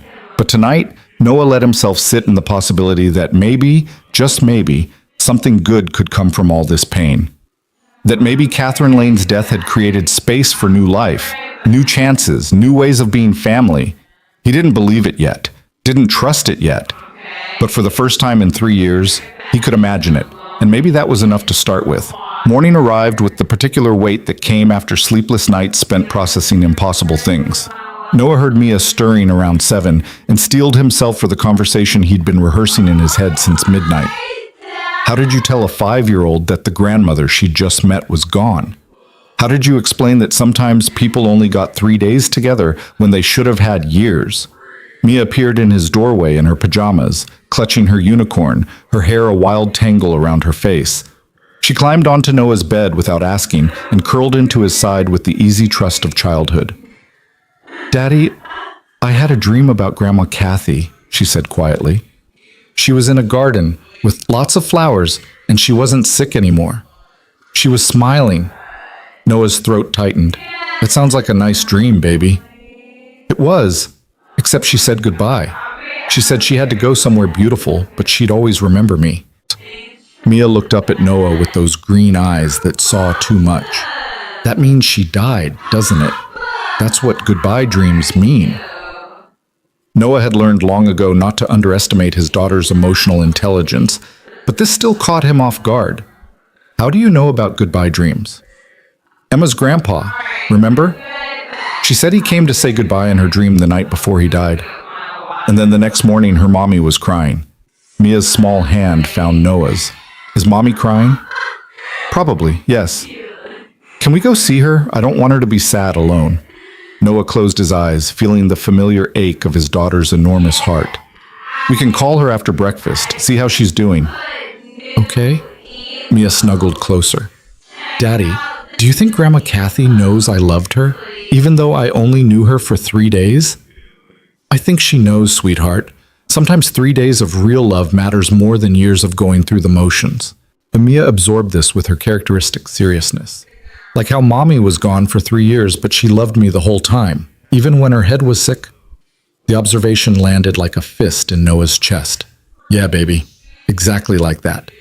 They made pancakes together, Mia chattering about her dream and asking questions about heaven that Noah answered as honestly as he could without claiming certainty he didn't possess. When they finished eating, Noah called Sophie's number and put it on speaker. She answered on the 3rd ring, her voice rough with exhaustion and tears. Hello? Mommy? Mia leaned toward the phone. Are you okay? Daddy said you're probably sad. I am sad, sweetheart. Very sad. But hearing your voice helps. I'm sorry Grandma Kathy died, but I think she's in a really pretty garden now. I saw it in my dream. There was a long pause, then the sound of Sophie's breath catching. That's beautiful, Mia. I think you're right. I think she's somewhere beautiful. Do you want to come and have pancakes with us? We made extra. Noah started to intervene, to give Sophie an out, but she spoke first. I'd love that, if it's okay with your dad. Mia looked at Noah with pleading eyes. He felt the exhaustion in his bones, the weight of too many complicated emotions, the instinct to protect their space. But he also saw his daughter's face, so full of love and concern for a mother she'd only just gotten back. "Come over," Noah said. "We'll be here." Sophie arrived 20 minutes later looking like she'd been put through a ringer. Her eyes were swollen, her hair pulled back in a messy ponytail, no makeup to hide the evidence of a night spent crying. But when Mia ran to hug her, Sophie's whole face transformed with something like gratitude mixed with grief. "Hi, baby girl," Sophie whispered into Mia's hair. "Thank you for calling me." "That's what family does," Mia said matter-of-factly. "We take care of each other when we're sad." Sophie's eyes found Noah's over Mia's head, and he saw the question there. Was she included in that definition of family? Did she still count? Noah looked away, not ready to answer, and focused on reheating pancakes instead. They ate in the living room, Mia between her parents on the couch, talking enough for all three of them. Sophie picked at her food but made an effort to respond to Mia's observations.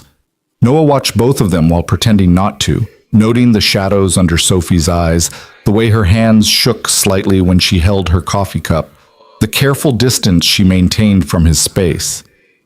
"We need to plan a memorial service," Sophie said quietly when Mia had wandered off to play. "My mother didn't have many friends left, but there are a few people from her book club and her old job. I thought maybe something small. Nothing fancy." "When were you thinking?" "End of this week? Friday, maybe? That gives people time to arrange travel if they need to." Sophie set down her coffee cup. "Noah, I need to ask you something, and I need you to be honest with me." "Okay. Do you want us there? Me and Mia? Or would it be easier if I did this alone?" Noah studied her face, trying to understand what she was really asking. "It's your mother's funeral. Of course you should be there." "That's not what I asked." Sophie's voice was steady despite the tears threatening to spill. "I'm asking if you want to be there, if you're willing to stand beside me as I bury the only parent I had left, or if that's asking too much after everything." The honesty of it caught Noah off guard. No manipulation, no guilt, just a straightforward question about boundaries and what he could handle. "I'll be there," Noah said finally. "Mia should say goodbye properly, and you shouldn't have to do this alone." "Thank you." Sophie's relief was visible. "I've already arranged with the funeral home for cremation. I thought we could scatter her ashes in the garden at the hospice." She said it was the only place she'd felt peace in years. They spent the next hour making plans, their conversation careful and practical. Guest list, readings, music, whether there should be a reception afterward, the mundane details of death that had to be managed regardless of grief or exhaustion or the complicated history between the people making decisions. Mia reappeared with her art supplies. "I'm making a card for Grandma Kathy to put with her when she goes to the garden." "That's a lovely idea, sweetheart," Sophie said, her voice thick. "What are you going to draw?" "Flowers and butterflies. And our family." Mia was already sketching with fierce concentration. "So she remembers what we look like."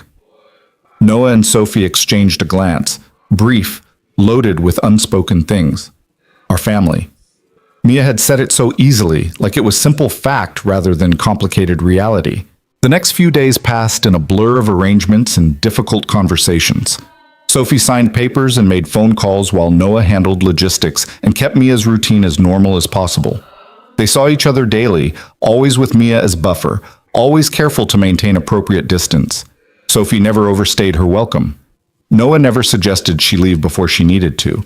They moved around each other like dancers learning new choreography, careful not to step on each other's feet. On Wednesday, Sophie asked if she could take Mia to lunch alone. Noah's first instinct was to say no, to protect Mia from potential disappointment, to maintain control over a situation that felt increasingly out of his hands. But Mia was bouncing with excitement at the prospect, and Sophie had been nothing but consistent since Christmas Eve. 2 hours, Noah said finally, and you text me every 30 minutes so I know everything's okay. Deal. Sophie knelt down to Mia's level. Where should we go, sweetheart? Your choice. The diner with the really good grilled cheese and the milkshakes that are huge. They left together, Mia chattering excitedly while Sophie listened with complete attention. Noah watched from the doorway as Sophie buckled Mia carefully into her car seat, double-checking the straps the way Noah had showed her. Small thing, meaningless thing. Except it meant Sophie was trying to learn how to be Mia's mother again, one detail at a time. Noah spent those 2 hours in a state of low-level anxiety, checking his phone every 5 minutes, jumping every time it buzzed. But Sophie's texts came like clockwork. Photos of Mia with her grilled cheese, Mia with her milkshake, Mia trying on sunglasses at the drugstore next door. Each image showing his daughter happy and safe and loved. When they returned, Mia was full of stories about their lunch, about how Mommy remembered her favorite kind of milkshake and how they'd talked about art and kindergarten and whether butterflies remembered being caterpillars. Mommy said she's getting an apartment, Mia announced, close to us, so she can see me all the time. Noah's eyes found Sophie's. She nodded, her expression cautious. I signed a lease yesterday. Small place, 1 bedroom, about 15 minutes from here. I move in next week. That's a big commitment, Noah said carefully. It's the smallest commitment I can make. Sophie's voice was steady. I'm staying, Noah. I told you that. This is me proving it. Friday arrived too quickly. The memorial service was scheduled for 2 in the afternoon at a small chapel near the hospice. Noah dressed Mia in a navy dress that seemed appropriately somber, though she insisted on wearing the butterfly clips in her hair because Grandma Kathy had liked butterflies. They picked up Sophie at her motel. She wore a simple black dress and minimal makeup, her hair pulled back, her whole demeanor radiating exhaustion and grief. She slid into the back seat next to Mia without comment, and Mia immediately took her hand. It's okay to be sad, Mommy, Mia said seriously. Big feelings have to go somewhere. Sophie's laugh was wet. When did you get so wise? I've always been wise. Everyone's just finally noticing. The service was small like Sophie had planned. Maybe 20 people gathered in the chapel, Catherine's book club friends, a few former colleagues, some neighbors from her old apartment building. They all looked at Sophie with varying degrees of curiosity and judgment, clearly aware of the years of estrangement and the sudden reconciliation. Noah stayed close to Sophie and Mia, a physical buffer against the weight of other people's opinions. When it was time for eulogies, Sophie stood at the podium with trembling hands and spoke with raw honesty. My mother wasn't an easy person to love, Sophie began, her voice steady despite the tears. She had high standards and little patience for failure. She believed in tough love in an era that's learning that sometimes love just needs to be soft. We spent years at odds, years not speaking, years letting pride and hurt build walls between us. She paused, her eyes finding Mia in the front row. But in her final days, my mother taught me something crucial. It's never too late to try. Never too late to apologize. Never too late to show up, even when showing up feels impossible. She met her granddaughter for the first time 3 days before she died. And in those 3 days, she gave Mia more authentic love than some people manage in a lifetime. Sophie's voice broke. She also gave me permission to forgive myself, to believe that mistakes don't have to be permanent, that absence doesn't have to be forever, that broken things can heal if you're brave enough to do the work. She looked directly at Noah. I'm grateful she lived long enough to teach me that. I just wish I'd learned it sooner. After the service, they gathered in the hospice garden for the scattering of ashes. It was a cold day, the sky heavy with clouds threatening snow, but the garden held a quiet beauty. Mia insisted on being the one to scatter some of the ashes, her small hands solemn as she released them into the wind. Bye, Grandma Kathy, Mia whispered. Thank you for loving me, even for just 3 days. The words broke something open in the small gathering. Several people were crying openly now, moved by the simplicity of a child's grief. Sophie stood beside Mia, one hand on their daughter's shoulder, her own tears falling freely. Noah stood slightly apart, watching his ex-wife and daughter say goodbye to a woman he'd barely known, but who'd somehow changed the trajectory of all their lives. When it was over, the other mourners drifted away. A few stopped to offer Sophie their condolences, to comment on how lovely the service was, to tell her that her mother had spoken of her often in those final weeks. Sophie accepted their words with grace, though Noah could see the exhaustion pulling at her. Finally, it was just the 3 of them in the garden, the ashes scattered, the goodbye said. Can we go home now? Mia asked quietly. I'm tired of being sad. Yeah, baby, Noah said. We can go home. In the car, Mia fell asleep almost immediately, emotionally wrung out. Sophie sat in silence, staring out the window at the passing landscape. Noah navigated traffic and tried not to think about how surreal this all was, driving his ex-wife home from her mother's funeral, their daughter asleep in the back seat, all of them bound together by grief and history, and one little girl's unshakable belief in family. When they pulled up to Sophie's motel, she didn't immediately get out. Instead, she turned to look at Noah with something vulnerable in her eyes. "Would you come up for a minute? There's something I need to give you." Noah glanced at Mia, still sleeping soundly. "I shouldn't leave her in the car." "Bring her. She can sleep on the bed while we talk. Please, Noah. This is important." Against his better judgment, Noah agreed. He carried Mia up to Sophie's room, a modest space that held the bare minimum of personal belongings. Sophie had clearly been living out of a suitcase, nothing permanent, nothing settled. She laid a blanket over Mia and then moved to the small desk where a laptop and some papers were scattered. "My mother left me a letter," Sophie said quietly, holding out an envelope. "She asked me to share it with you. Said you deserve to know the whole truth." Noah took the envelope, feeling its weight. "What whole truth?" "Read it, please. I can't say these things out loud, but she could, and maybe it'll help you understand." Noah sat on the edge of the desk and unfolded the letter. Catherine Lane's shaking handwriting filled 3 pages. He began to read. "Noah, if you're reading this, I'm gone, and Sophie has found the courage to share my final words. I'm writing this because my daughter is too afraid to tell you certain truths, and I've decided that the dying have a responsibility to speak plainly." Sophie's breakdown after Mia was born wasn't just postpartum depression. It was a complete psychological collapse triggered by trauma she'd never dealt with. When Sophie was 17, she was assaulted by someone she trusted. She never reported it, never told anyone except me, and I responded by telling her to move on, that dwelling on the past was weakness. I sent her to therapy twice and then declared her fixed. I was wrong. So devastatingly wrong. That trauma lived in her body, in her mind, and when she had Mia, when she had this vulnerable little girl to protect, all those buried fears erupted. She wasn't afraid of hurting Mia intentionally. She was terrified she couldn't keep Mia safe, that she'd fail the way I failed her, that history would repeat itself in some horrible way. So she ran. She convinced herself that removing herself from the equation was the only way to guarantee Mia's safety. Was she wrong? Yes. Was she sick? Absolutely. But Noah, she wasn't selfish or cruel. She was broken and trying to protect the child she loved from the mother she'd become. Noah stopped reading, his hands trembling. He looked up at Sophie, who was standing by the window with her arms wrapped around herself, not looking at him. "Why didn't you tell me?" His voice came out rough. "Why didn't you tell me about the assault? About what your mother said? About any of it?" "Because I was ashamed." Sophie's voice was barely audible.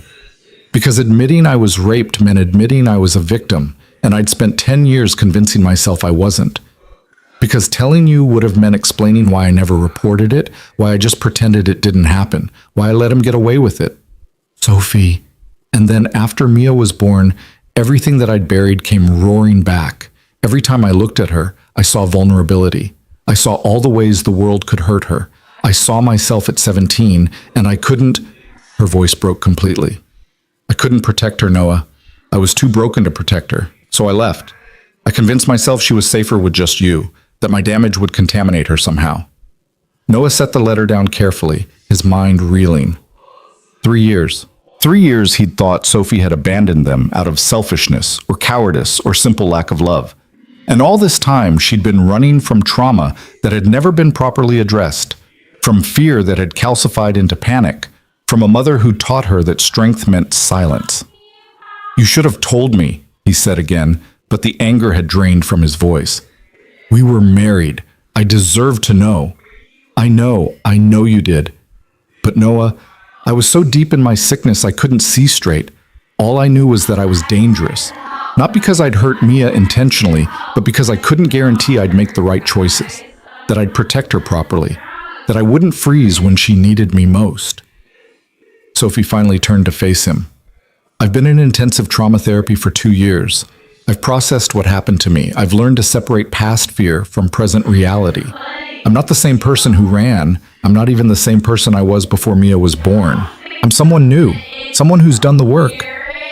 Noah looked at this woman, his ex-wife, Mia's mother, a stranger and familiar all at once, and felt the ground shift beneath him. Everything he'd believed about the past 3 years had been built on incomplete information. Sophie hadn't left because she didn't love them. She'd left because she loved Mia too much to risk being the wrong kind of mother.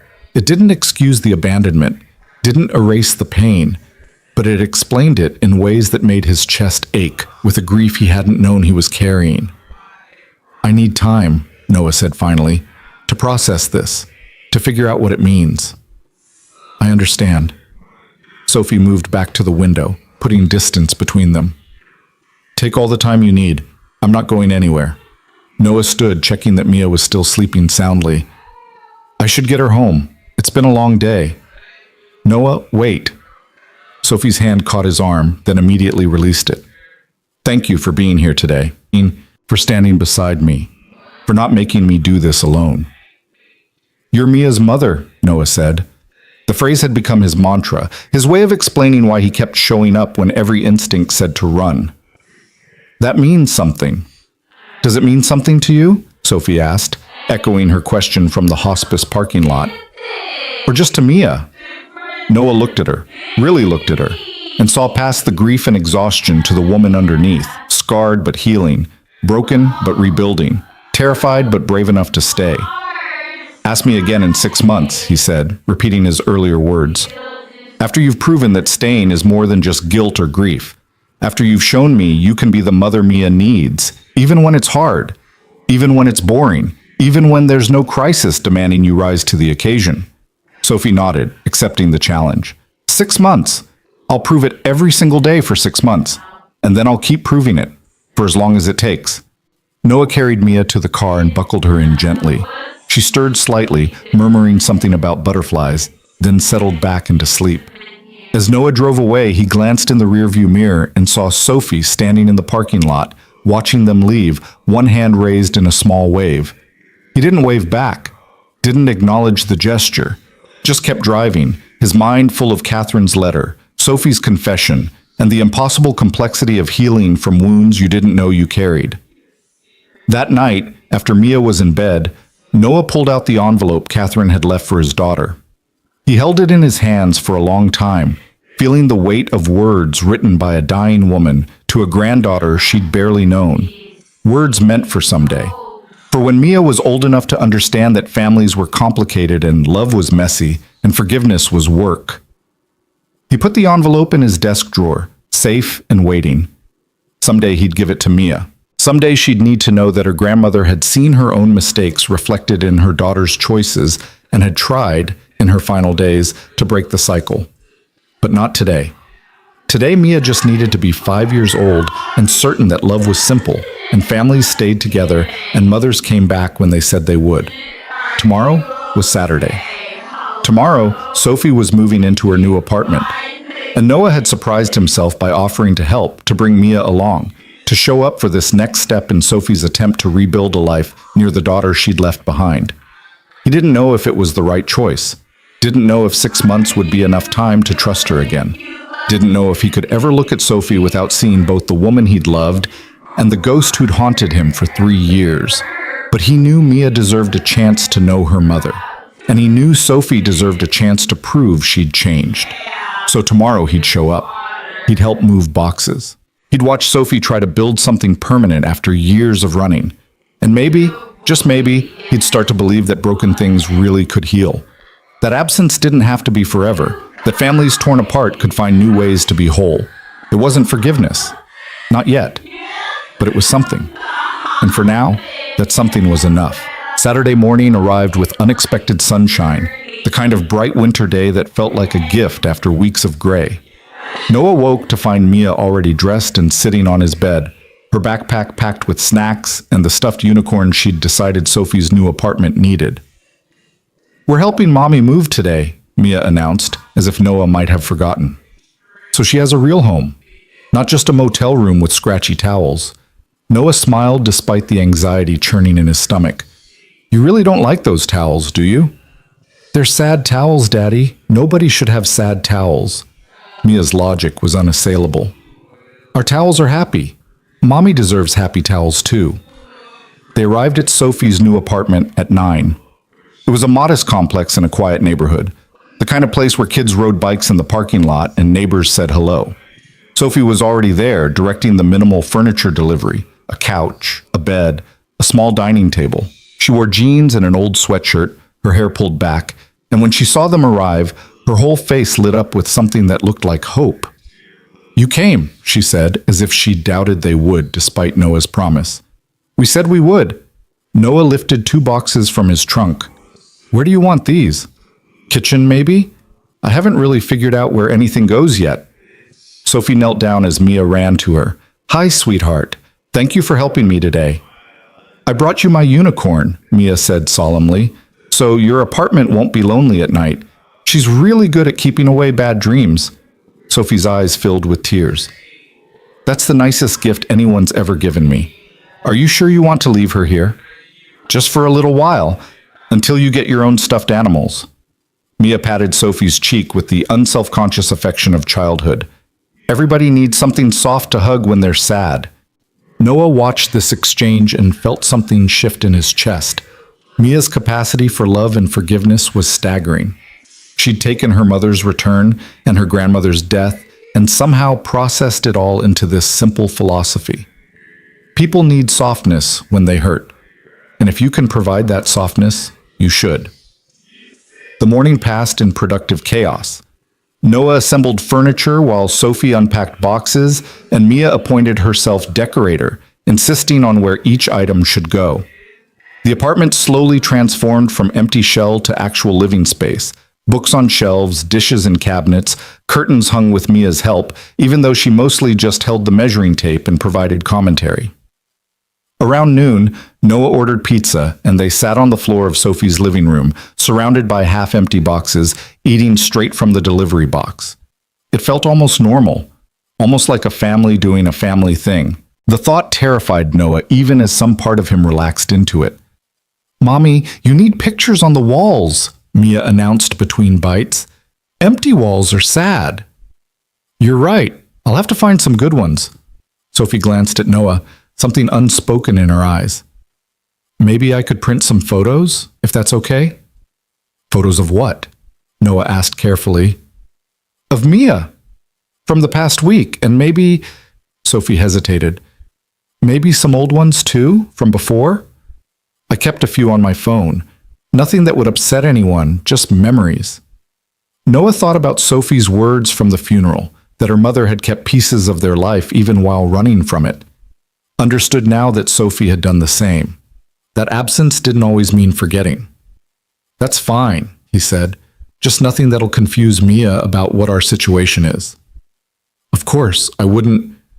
I understand the boundaries." After lunch, while Mia was engrossed in arranging Sophie's bookshelf by color because that's how Belle would do it, Sophie pulled Noah aside to the small balcony.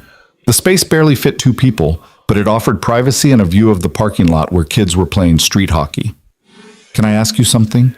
Sophie's voice was quiet. "And will you promise to answer honestly, even if it's not what I want to hear?" Noah braced himself. "Okay. Do you think you'll ever be able to forgive me? Not now, I know it's too soon, but eventually? Or am I always going to be the woman who abandoned her family, no matter how much work I do or time I put in?" The question hung between them, weighted with everything unsaid. Noah looked out at the parking lot, watching a kid take a shot on goal and miss, then retrieve the ball to try again. Persistence in the face of failure, trying again even when success wasn't guaranteed. "I don't know," Noah said finally. "I want to say yes. I want to believe that people can change, and broken things can heal, and all those things we tell ourselves because the alternative is too bleak. But Sophie, you left. You left Mia when she was 2 years old and couldn't understand why Mommy was gone. You left me to explain the inexplicable and hold together a family that was falling apart, and..." His voice cracked. "You left me alone when I needed you most. I know, and I'm sorry. I will spend the rest of my life being sorry." "Sorry doesn't fix it." Noah turned to face her. "Sorry doesn't give Mia back the 3 years she lost with her mother. Sorry doesn't undo the nights I spent crying in the shower so she wouldn't hear me. Sorry is just a word, Sophie. It doesn't actually change anything. Then what does? Sophie's voice was raw. What do I have to do to prove I'm different now? To prove I won't run again? Tell me and I'll do it. Anything. Everything. Time. Noah's answer was simple but absolute. Time and consistency and showing up. Not just when it's convenient or when there's a crisis, but on boring Tuesdays. When Mia has a cold and is cranky, when nothing dramatic is happening, and you're just being a parent because that's what parents do. I can do that. I want to do that. We'll see. Noah started to go back inside, then stopped. But Sophie, for what it's worth, I believe you're trying, and that's more than I thought I'd ever be able to say. Sophie's relief was visible, her shoulders dropping from around her ears. That's enough. For now, that's enough. The weeks that followed fell into an unexpected rhythm. Sophie came over 3 times a week for dinner, always bringing something, groceries, a bottle of wine for Noah, art supplies for Mia. She never overstayed, never pushed for more than Noah offered, but she was consistent, reliably, exhaustingly consistent. She attended Mia's kindergarten Valentine's Day party, standing awkwardly at the back of the room while the other mothers gave her curious looks.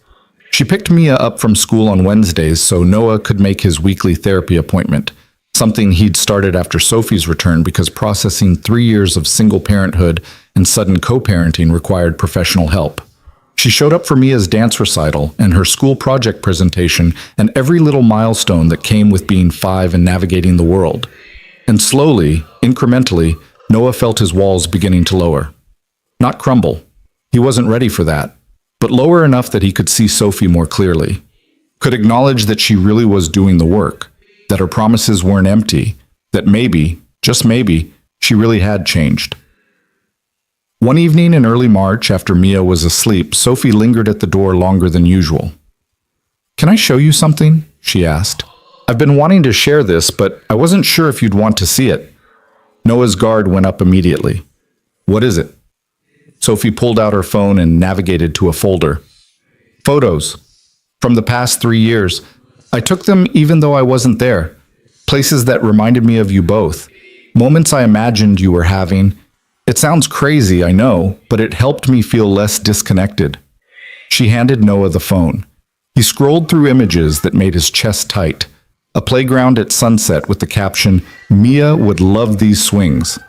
A bookstore display of children's books with Noah would read these to her in his patient voice.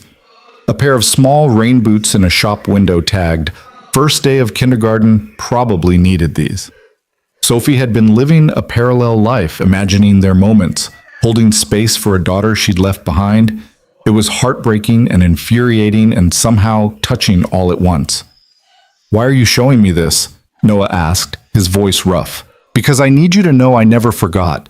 Even when staying away felt like the only option, I carried you both with me every single day." Sophie took her phone back. "And I need you to understand that coming back wasn't easy. Every day I told myself I didn't deserve a second chance, that you'd be better off without my mess. But then my mother got sick and it felt like a sign. One last chance to try to make things right before it was too late." "Do you think your mother's death was a gift?" Noah couldn't keep the edge from his voice. "That losing her gave you permission to come back?" "No, I think it gave me courage to face what I'd been running from. There's a difference." Sophie met his eyes steadily. "Noah, I'm not asking you to forgive me tonight. I'm just asking you to believe that I'm here because I choose to be. Not because I have to be, not because circumstances forced me, but because I want to be Mia's mother. And I want to prove to you that I can be." Noah looked at this woman, his ex-wife, his daughter's mother, a stranger who was becoming less strange every day, and felt something fundamental shift.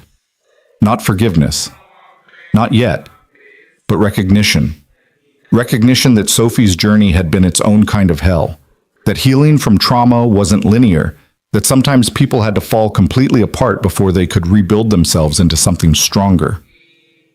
"Okay," Noah said quietly. "I believe you." Sophie's eyes widened. "Really?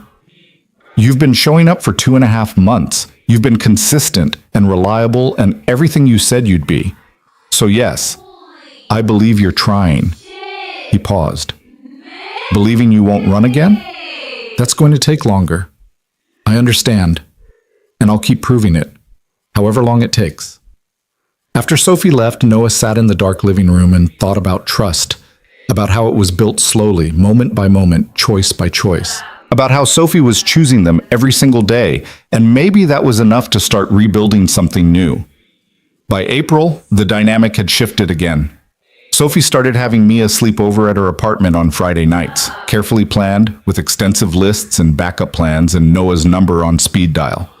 The first time Mia stayed there, Noah barely slept, his phone clutched to his chest, waiting for the call that something had gone wrong. But morning came with a text of Mia eating pancakes and smiling, and Noah felt another small piece of his fear dissolve. The sleepovers became regular. Then Sophie asked about adding Sunday afternoons. Then Wednesday dinners became Tuesday dinners too, because Mia asked, and Sophie had learned to cook Mia's favorite chicken nuggets just right. Their lives were blending in ways Noah hadn't planned, hadn't quite authorized, but couldn't quite bring himself to stop because Mia was so happy. So completely, radiantly happy in a way she hadn't been in 3 years. One Saturday in May, Noah's mother's birthday, he found himself at Sophie's apartment unplanned. Mia had insisted they bring flowers to Mommy's house because flowers make sad days better. And somehow Noah had agreed. Sophie answered the door in yoga pants and a t-shirt, clearly not expecting company, but she welcomed them in without hesitation. "It's my mom's birthday," Noah said abruptly. "She died 5 years ago, and it's her birthday, and Mia thought flowers might help." Sophie's expression softened with understanding. "I remember. She loved yellow roses." "You remember that?" "Noah, I remember everything about your family. They were the only family I had that ever felt like home." Sophie took the flowers Mia offered. "Thank you, sweetheart. These are beautiful." "Daddy's sad," Mia announced. "He has his sad face even though he's trying to hide it." "I'm not sad, baby. I'm just remembering." "Remembering can be sad," Mia said wisely. "That's okay. Big feelings have to go somewhere." Sophie met Noah's eyes over Mia's head. "Do you want to stay? I was about to make lunch. Nothing fancy, just sandwiches, but maybe..." She trailed off, leaving the invitation open. Noah should have said no, should have maintained boundaries, should have protected himself from this growing intimacy that felt dangerous and comforting in equal measure. Instead, he said, "Okay, lunch sounds good." They sat on Sophie's balcony, the three of them squeezed into a space meant for one, eating sandwiches and watching the neighborhood kids play. Mia chatted about her upcoming field trip and how Emma had decided they were going to be marine biologists instead of veterinarians now. Sophie listened with complete attention, asking questions, laughing at Mia's observations, and Noah watched them both and felt something he hadn't let himself feel in 3 years. Hope. Not the desperate, fragile hope of early grief, but something more solid. Something that suggested maybe they really could build something new from the wreckage of what they'd lost. "I miss your parents too," Sophie said quietly when Mia had gone inside to use the bathroom. "Your mother especially. She was kind to me even when mine wasn't. She made me feel like I belonged." "She loved you," Noah said.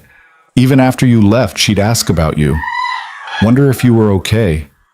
Say that maybe you had your reasons and we should give you grace." "I didn't deserve her grace." "Maybe not, but she gave it anyway. That's who she was." Noah looked at Sophie, really looked at her. "I think she'd be glad you came back. Glad you're trying to make things right." "Do you think she'd forgive me?" "Yes, without question. She believed people could change if they wanted it badly enough." Noah paused. "And she'd tell me I was being stubborn and holding on to anger that was hurting me more than it was hurting you." Sophie's smile was sad. "Smart woman. The smartest." They sat in companionable silence, watching clouds drift across the spring sky. When Mia returned, she wedged herself between them, content just to be near both her parents. It felt almost normal, almost like family. The almost terrified Noah, but the almost also felt like possibility. June brought Mia's kindergarten graduation, a production of such elaborate pageantry that Noah wondered if they were actually graduating from law school. He stood with other parents, camera ready, watching the children file in wearing construction paper mortarboards. Sophie stood beside him. Not accidentally, not because she'd happened to arrive at the same time, but because Noah had called her specifically to tell her when and where, and she'd cleared her entire day to be there. They stood shoulder to shoulder in the crowded gymnasium, and when Mia waved from the stage, they waved back in unison. After the ceremony, Mia ran to them with her diploma, and Noah caught her mid-leap while Sophie laughed and took pictures. Then Emma's mother approached, a woman Noah knew from months of playdates and school events, and smiled warmly at all of them. "It's so nice to finally meet you," she said to Sophie. "Mia talks about you all the time. We're so glad you're back in her life." Sophie's surprise was visible. Thank you. Thank you. Emma would love to have Mia over sometime. Maybe both of you could bring her?" The invitation was offered casually, including both of them naturally, and Noah realized that to the outside world, they probably looked like any other family, together, united, whole. The realization should have panicked him. Instead, it felt like relief. That night, after celebratory ice cream and an exhausted Mia was finally asleep, Noah walked Sophie to her car. She'd parked at the end of the street, claiming she needed the exercise, and the evening was warm enough that the walk felt pleasant rather than obligatory. "Thank you for telling me about today," Sophie said quietly. "I know you didn't have to include me. You're her mother. Of course you should be there. Still, 6 months ago you could barely look at me without anger in your eyes. Now we're standing at her graduation together like a team. That's..." Sophie's voice caught. "That's more than I ever let myself hope for." Noah stopped walking, turning to face her under the streetlight. "It's been 6 months, almost exactly 6 months since Christmas Eve." Sophie's eyes widened slightly, understanding the significance. 6 months. The timeline he'd given her, the proving period. "Noah, you've shown up," Noah said. "Every single day, every single week, you've been exactly who you promised you'd be. Consistent, reliable, present." He took a breath. "I'm not saying I've forgiven you for leaving. I don't know if I ever fully will. The scar tissue is there. The memory of that pain doesn't just disappear. I know, I don't expect..." "But," Noah continued, "I'm saying I believe you. I believe you've changed. I believe you won't run. And I believe Mia deserves to have both her parents active in her life, not as visitors, not as weekend guests, but as real, permanent parts of her daily world." Sophie's hands had come up to cover her mouth, tears streaming down her face. "What are you saying?" "I'm saying we should figure out a real custody arrangement. Official, legal, consistent. Maybe 50-50 eventually, if that's what works. Maybe start with a more gradual transition. But Sophie, I'm ready to share our daughter with you. Truly share her. Not just give you scraps of time when I feel generous, but actually co-parent with you." "Noah, Sophie's voice broke completely. "Are you sure? I don't want you to feel pressured or obligated or..." "I'm sure." And Noah realized as he said it that he was. The fear was still there, probably always would be, but it was manageable now, balanced by the reality of 6 months of Sophie showing up. 6 months of her proving that words could become actions, and actions could become patterns, and patterns could become trust. Sophie closed the distance between them and wrapped her arms around Noah in a hug that was pure gratitude and relief. Noah stiffened for just a moment. Physical affection still felt complicated, but then he let himself relax into it. Let himself acknowledge that this woman wasn't the enemy, wasn't the ghost who'd haunted him.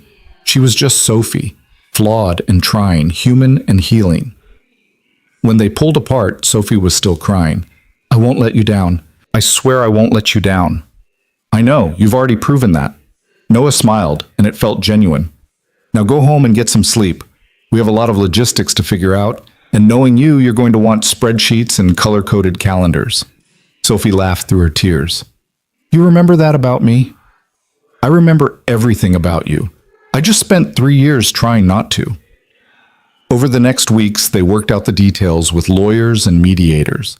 Mia would stay with Sophie 3 nights a week, gradually building to half-time as they all adjusted. Holidays would be split or shared depending on Mia's preferences. Both parents would have equal say in major decisions about education, health, and activities. It was formal and legal and exactly what they needed. Clear boundaries, explicit expectations, protection for all of them. When they told Mia about the new arrangement, she looked between them with those impossibly wise eyes and said, "Does this mean you're not mad at Mommy anymore?" Noah chose his words carefully. "It means I trust that Mommy's going to be here for you, that she's not going anywhere, and that you deserve to spend lots of time with both of us." "But do you still love her?" Mia asked with the brutal directness of childhood. "Like you used to?" The question landed like a brick. Noah glanced at Sophie, who was very carefully not looking at him, her whole body radiating tension.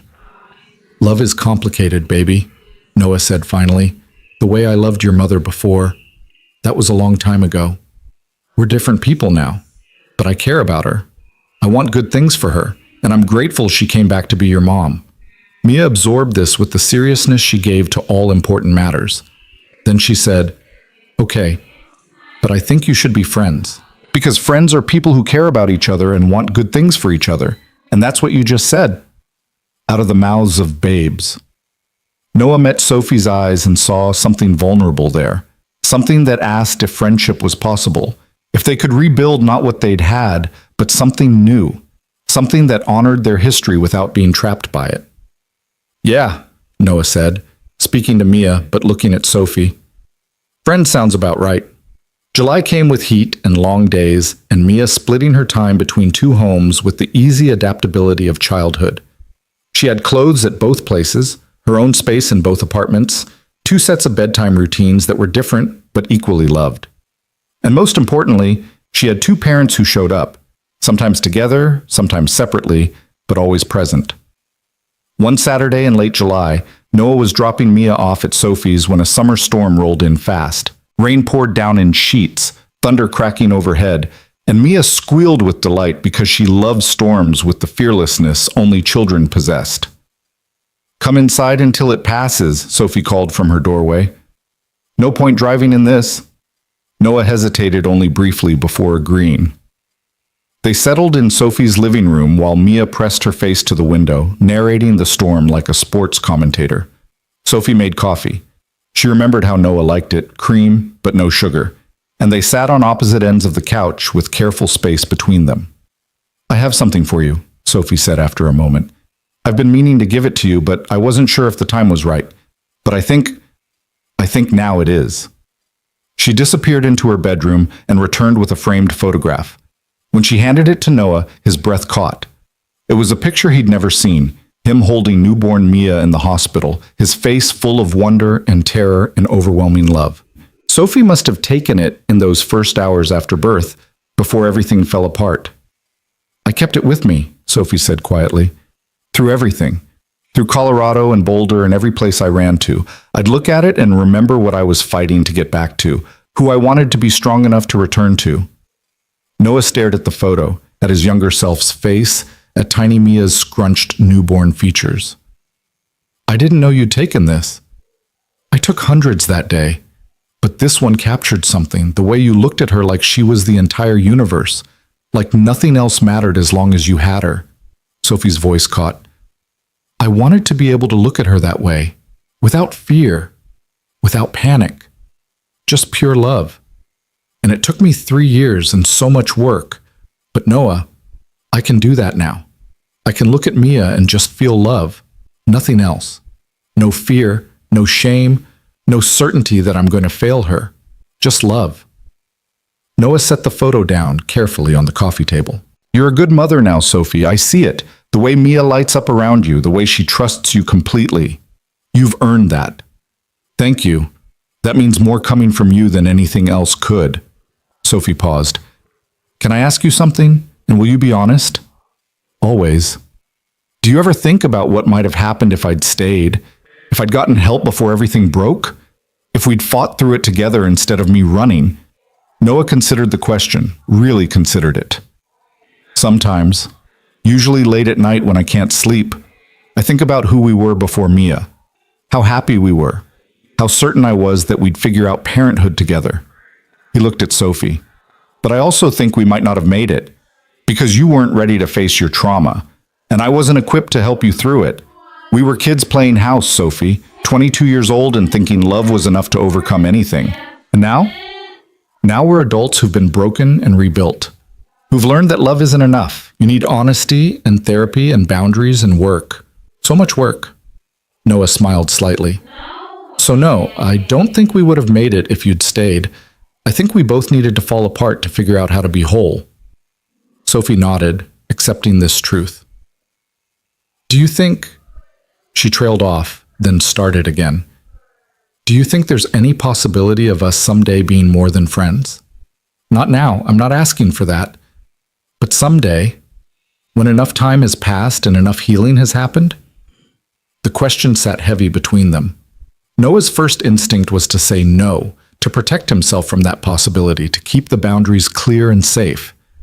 But he'd learned something over the past 6 months. Certainty was an illusion.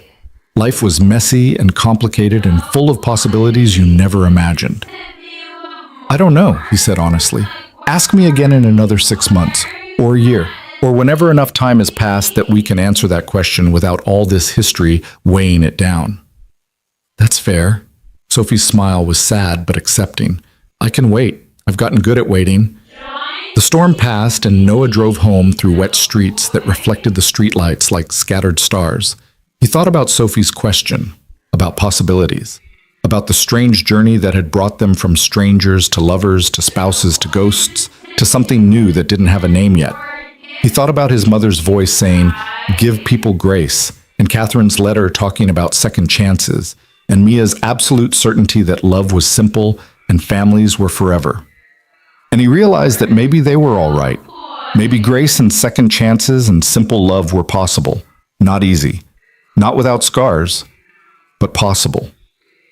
3 months later, in October, Noah found himself at Sophie's apartment for Mia's 7th birthday party. Sophie had insisted on hosting because her place had a better backyard for the dozen kindergarten friends Mia had invited. Emma was there with her mothers and several other families Noah recognized from school events. They'd fallen into an easy co-hosting rhythm, Noah manning the grill while Sophie supervised games, both of them moving around each other with the practiced ease of people who'd learned each other's patterns.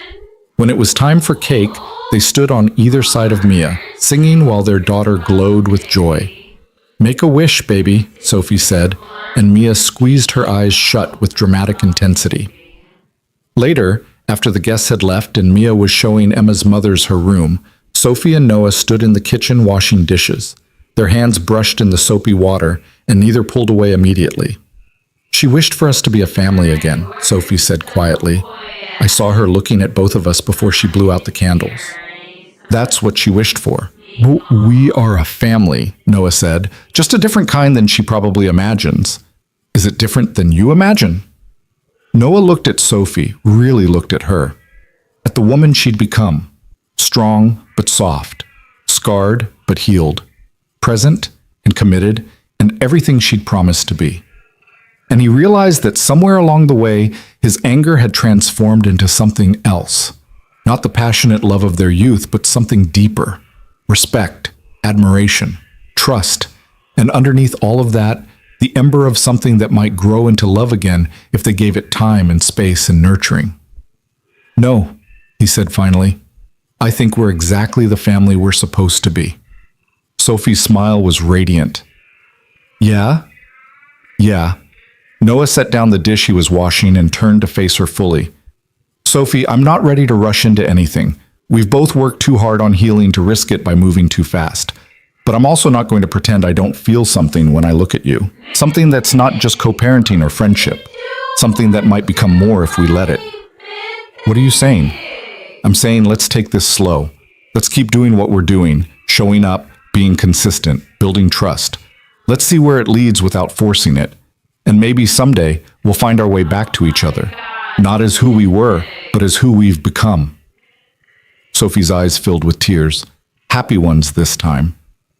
"I can do slow. Slow is good. Slow means we're being careful with each other, with Mia, with what we're building." Exactly. They went back to washing dishes, but something had shifted. Some invisible barrier had been acknowledged and gently moved aside. Not destroyed. They weren't ready for that, just moved enough to see what lay beyond it. That night, after Mia was asleep in Sophie's guest room that had slowly become her permanent room, Noah found himself lingering at the door again. Sophie walked him out, and they stood in the hallway under the fluorescent lights, neither quite ready to say goodbye. "Thank you," Sophie said, "for today, for every day, for giving me this chance." "You earned it," Noah said simply. "Can I hug you? Is that okay?" In answer, Noah stepped forward and wrapped his arms around Sophie. This time there was no stiffness, no hesitation, just two people who'd been through hell together and had somehow found their way back. Sophie's arms came around him tight, and they stood there for a long moment, holding each other in the fluorescent hallway of her apartment building, holding all the years of pain and loss and healing that had brought them here.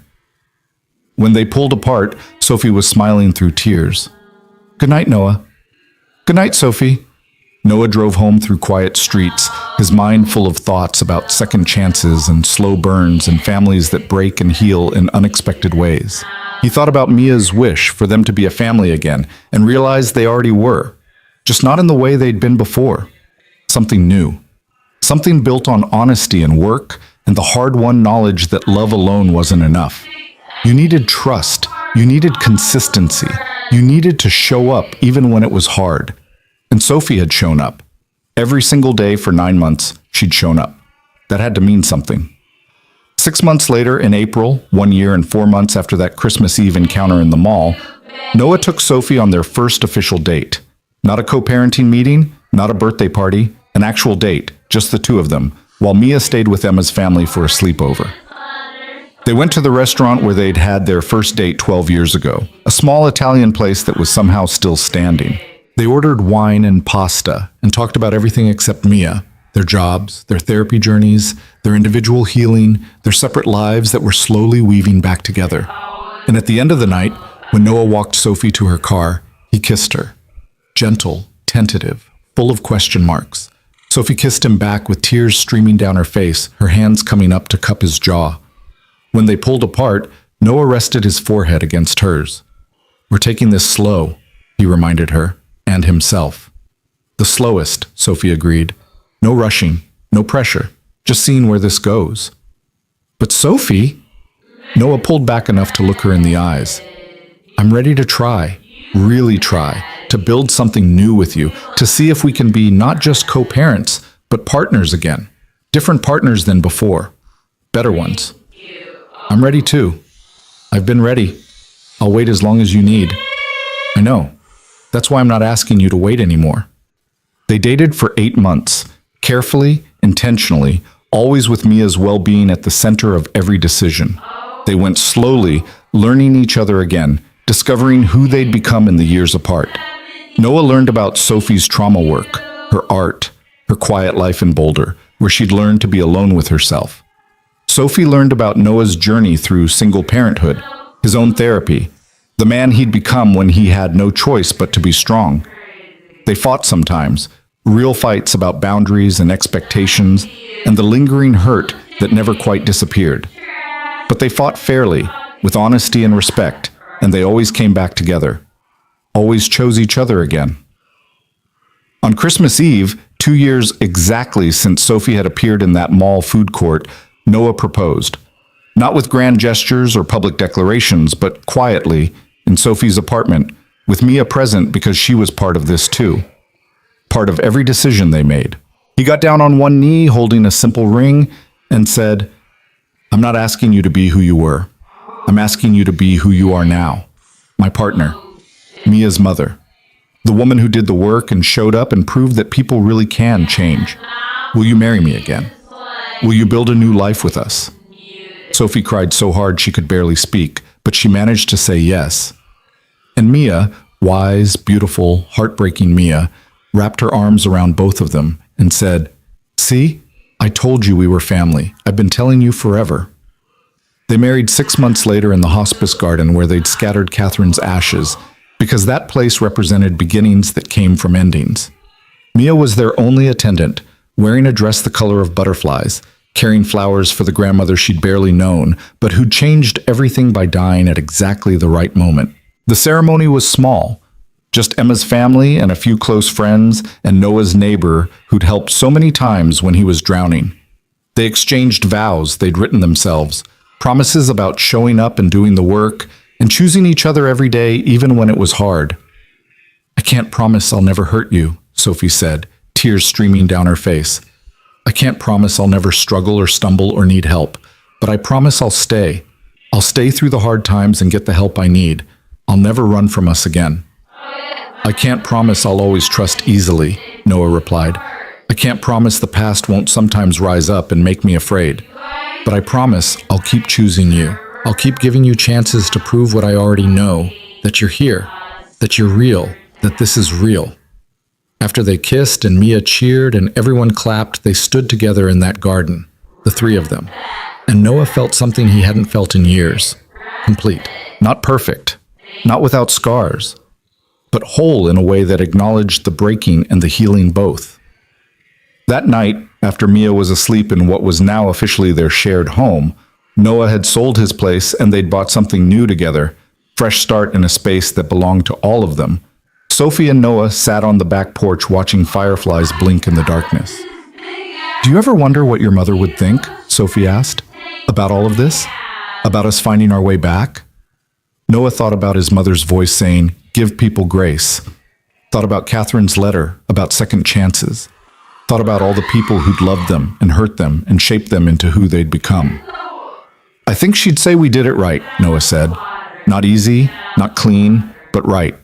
We fell apart so we could learn how to be better when we came back together." "And Mia?" They both looked through the window at their daughter, asleep in her room, dreaming whatever dreams 7-year-olds dreamed. "Mia knew all along," Noah said. "She knew we were family, even when we didn't. She saw what we couldn't, that love isn't about being perfect. It's about showing up." Sophie's hand found Noah's in the darkness. "We're really doing this, building a life together again." "We really are." "Are you scared?" "Terrified," Noah admitted. "But that's okay. Being scared means it matters. And you're worth being scared for." They sat in comfortable silence, hands linked, watching fireflies dance and Mia sleep and the future unfold in ways they couldn't predict. They'd learned the hard way that certainty was an illusion, that life was messy and complicated and full of surprises, some devastating, some beautiful, all of them necessary. But they'd also learned something else, that families could break and heal. That absence didn't have to be forever. That people could change if they wanted it badly enough. That second chances were possible if you were brave enough to take them. And most importantly, they'd learned that love wasn't enough on its own. You needed trust and work and consistency and time. You needed to show up even when it was hard. You needed to do the work when no one was watching. You needed to choose each other every day, not just once. They'd learned all of that the hard way, through 3 years of separation and pain and slow, agonizing healing. But they'd learned it. And now, finally, they were living it. Not perfect, not without scars, not pretending the past hadn't happened, but together, present, whole. A family, rebuilt, redefined, and real. Exactly as Mia had always known they would be.